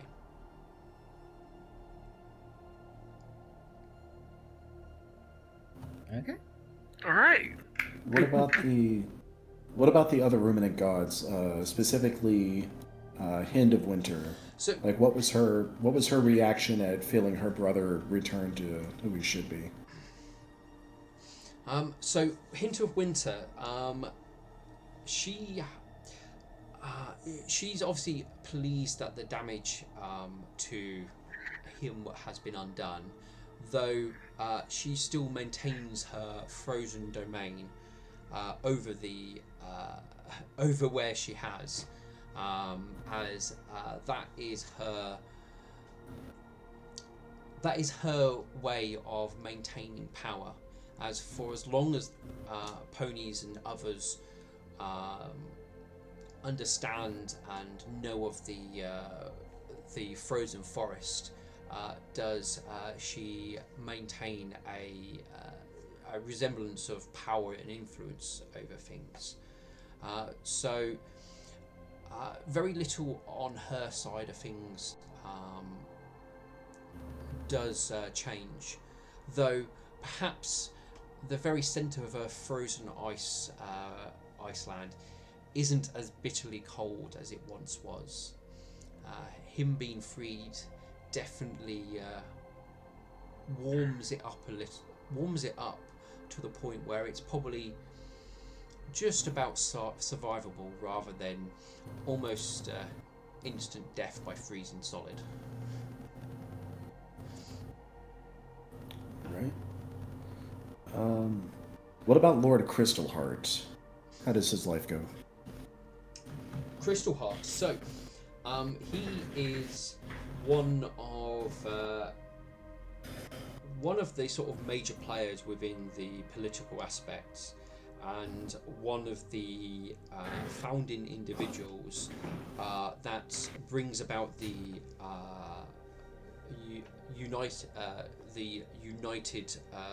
Pony Kingdom, as it probably will most likely become known. Well, no, United Pony Empire is probably the more sensible way of doing it. And he would be the first representative to be elected as the leader of all Pony Nation. All right. Right. And then I had two other figures I wanted to ask about, and that'll be it from me. Okay. All right. Number one, Milk Thistle. Since he's mortal and he's just going to like fully dedicate the remainder of his mortal years, toward the goals that he's put forth, what happens to him when he is finally too old? Finally too old. Is this when he passes, or when he's just can't be an operative anymore? Is probably the best way to put it. Yeah, when he finally dies, what happens to him? So, because he has been touched by the nightmare, he will actually be given the chance to join the nightmare as one of her higher. I don't want to say demons because it's not the right word. Devil? Would it be devil? Yes, it would be lawful, wouldn't it? One of the one of her devils that basically work for her, and she will. She would basically personally give responsibilities and missions that that they can go on and do within the outer planes. So your toils may be done on the mortal plane, but many more await you on the outer planes. All right. The eternal simp. Hey, at least I picked the right one. All right, and then final figure I wanted to ask about Steel. Back when I first joined, way back in like 2020, and we were still level 5, we were leaving Maymay's Reach, walking to Villa Town, there was a gray hooded figure on the road. Milk Thistle warned Alexandrite, don't disturb still water, because he wasn't doing anything there, he was just standing there menacingly. But Alexandrite detected evil and decided to smite the evil hooded figure, which started a small skirmish that we eventually got away from. Who was that, and what are they doing now? So, that was I believe that was a young necromancer who was basically starting the journey to Lichhood, I believe, was what I decided upon in their background. I never decided if they would reach that height, though. Well, Yeah. go ahead, Metal Banana. Yeah, I was about to say I have three things. One, how did Swift Gadget go? Okay, I'll stick with this the grey hooded figure. I mean, I would say I'm going to leave it, put it up to a roll of the dice, because I think that's only fair here. We're going to go for a simple 1d2. Okay. On a 1, they didn't make it to a full Lichhood. 2, they were able to succeed and become a Lich. Oh. Wow. Guys, we have a Lich to deal with. Well, Congratulations, Milk Thistle. A Lich is now in the land. Well, after many toils, they would eventually have managed to reach that the final height of becoming immortal through Lichhood, then, by the looks of things. Well, hopefully they sacrificed a bunch of humans and plague human lands. As long as they stay out of pony territory, Milk Thistle's not going to hunt them down. Metal Banana, what was you asking? Sorry. Swift Gadget. Swift Gadget. So it will take quite a little while to get the ship fully repaired, but would succeed on getting the flying vessel repaired. She will do everything she can to basically, not fly back to the city to have the ship probably taken away from her. Again. Yeah, again. So probably would become somewhat of, start with somebody who would be able to be hired for jobs and what have you. And then eventually she probably would seek out mysteries of the ruminants, looking to delve into more of their sort of hidden ruins and finding out more about their technology. Nice. Okay. Nice. Another thing- leveling up your mythics. Another thing. I don't know. I doubt this is gonna happen, but it would be pretty cool when once actually Metu gets back into into the military, probably as a commander or a general, or against the humans. I just like to imagine she meets Steel again, young, and she's old, old, and this, well, gives him a hug as two friends reunite, or at least, or just like at least two respected individuals who respect each other meet again. No, Should fair. definitely give him a hug. Mm-hmm. I do have one last person, since no one seems to want to bring him up. Duchess Lilypad. Oh yeah. Duchess Lilypad does very much act as a adversary for Crystal Heart. Both of them are vying for the same political power, where the Duchess does hold a lot of influence over Vilgertown, and will eventually be able to wrestle kind of the control and influence from Vilgertown off Crystal Heart. He would already be looking at other avenues to basically his political power, and the Duchess just wouldn't be able to keep up with the sort of luck that Crystal Heart seems to have, or the sort of sudden oomphs in his popularity that seem to almost come from nowhere. And she's always like that one step behind him with trying to gain the upper hoof.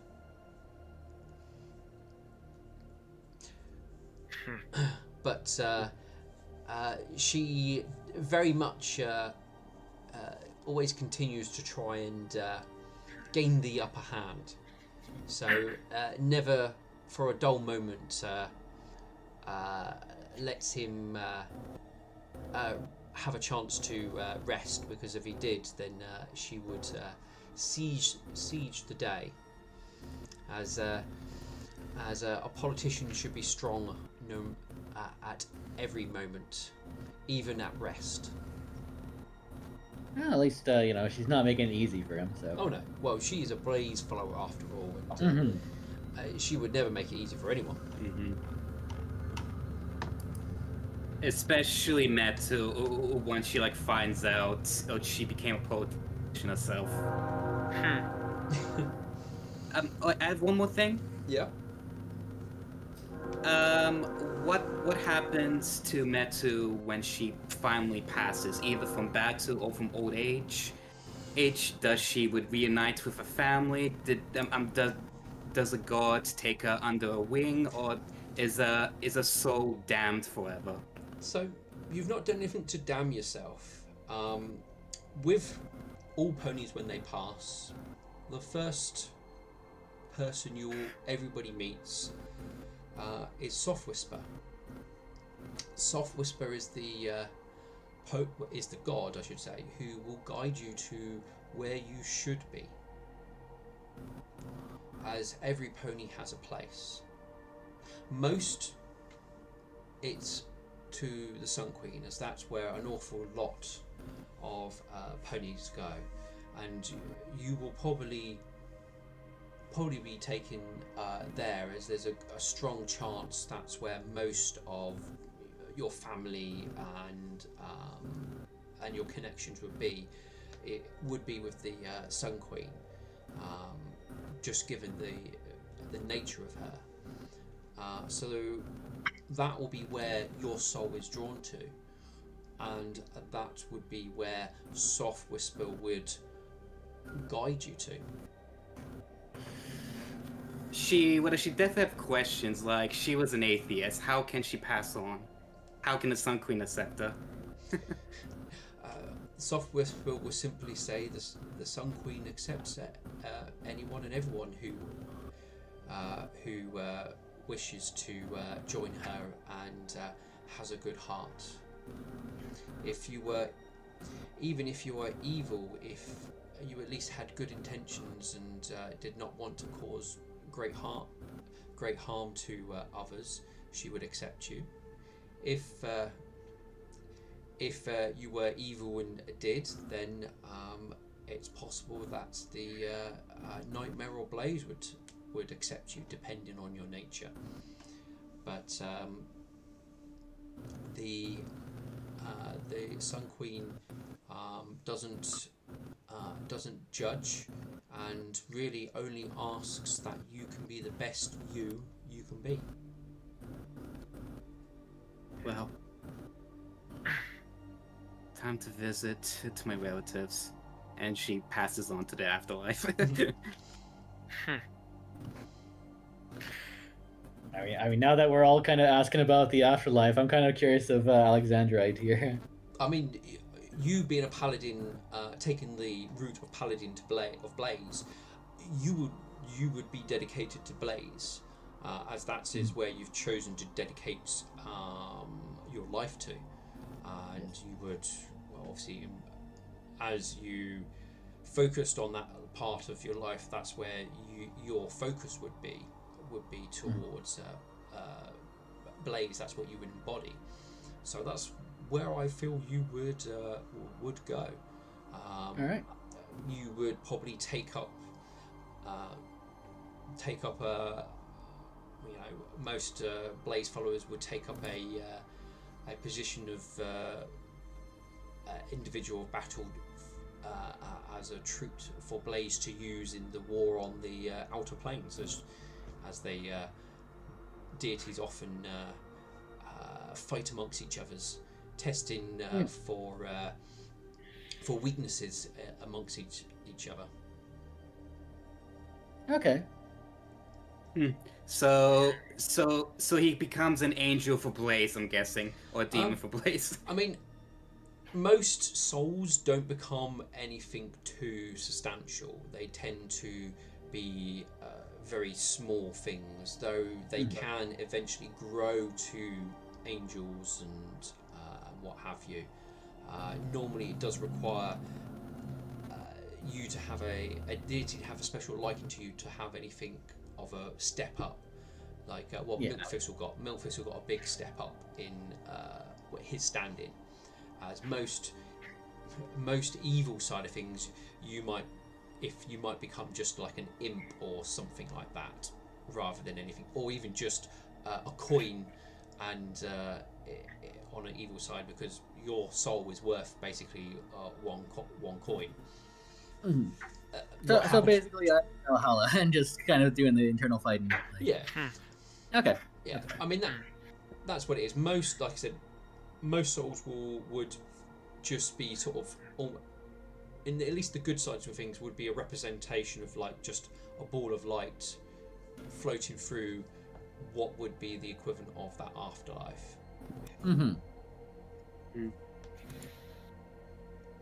Some will coalesce into something more, but I mean, but you would easily sort of, your afterlife will be what you foresee. So if you see yourself walking through a library as yourself, that's what you see as you go about your existence in the afterlife. It's meant to be pleasant, and you're meant to want to be there, so you do experience the things you want and you enjoy. Those who gain more of a consciousness, let's say, it becomes something a whole different game for those individuals. But the individual you once were and the individual you become when you gain that consciousness is very different. You've evolved into a new being. You are no longer Alexandrite. You're no longer Milkfistle. You are this new entity. You were born from them. Is the best way to explain it. Okay. Who else here other than Milkfistle would like prove themselves enough for the god state? Where we left the campaign off, it would just be Milkfistle, and for anybody else, it really depends on what their life choices and what they choose with their dedication. Most of you have chosen family with their aspects of things, which is a noble choice. most individuals who will be rewarded in the afterlife are those who have devoted themselves as basically as much as Milk Thistle has. So it is very difficult to reach that point. I mean, the closest person who could possibly would do it would be Wishful Pen, as she did look to dedicate herself to the temple. But she had a family, so she would never have got to that height. That is like really that's like really strict. Yeah. Well, it's not something everybody can do. If Yeah, it was, it's then, like, a high honor, like, yeah. Yeah, you have to like Yeah, fully dedicate your a life to your deity to be able to. You either become a doctor or you settle down and have a family, like. Yeah, I mean, it's kind of why I don't go to church anymore. I can't dedicate my life to that. And that's essentially what Milk Thistle did, from the beginning. He was 18 when he first got called by the Nightmare, had a face-to-face with her. And so, since that time, he spent decades trying to be the manifestation of her will on the material plane. It's like he always asks the question, what would the Nightmare do? And even then, it was only through bringing Katarina fully over to our side that he was able to get the recognition from the Nightmare that he was seeking so much. That was his ultimate test. Yeah, you're welcome. Well, technically, Katarina was part of it. It was technically his mother. Because you could have got Katarina over, but not his mother.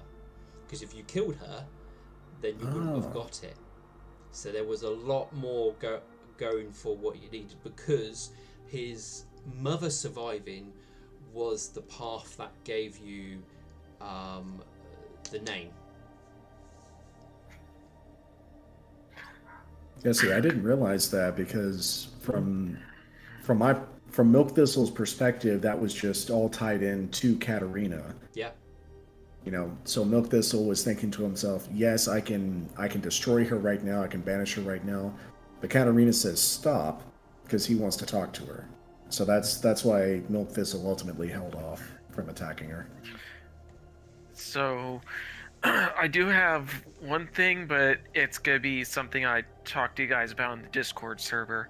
I sadly gotta go and get on my evening walk. And Yeah, we are later than normal.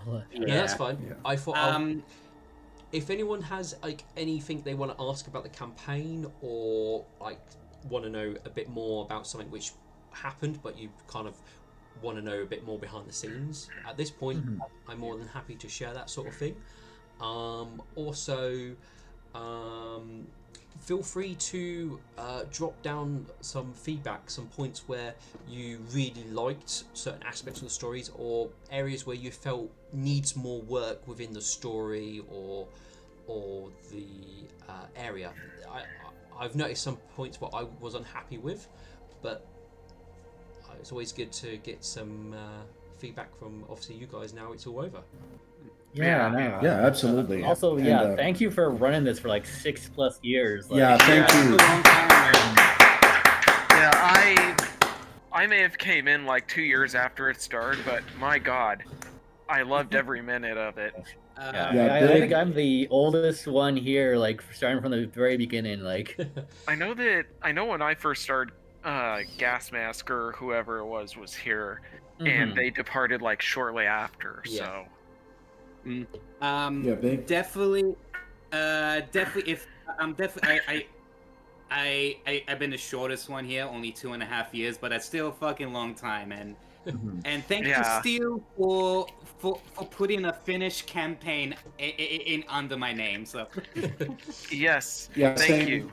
Same from me, Steel. This is the one and only campaign I've ever been able to finish. So I think it's a first for all of us. I've had a few, but they're very rare. Like, Yeah, I mean, one of the campaigns that I was in years ago, the GM he could not finish campaigns to save his life. Well, I'm very happy you've all stuck out towards the end, and that you have enjoyed your time here greatly. And I've enjoyed having all of you through this experience. Thanks.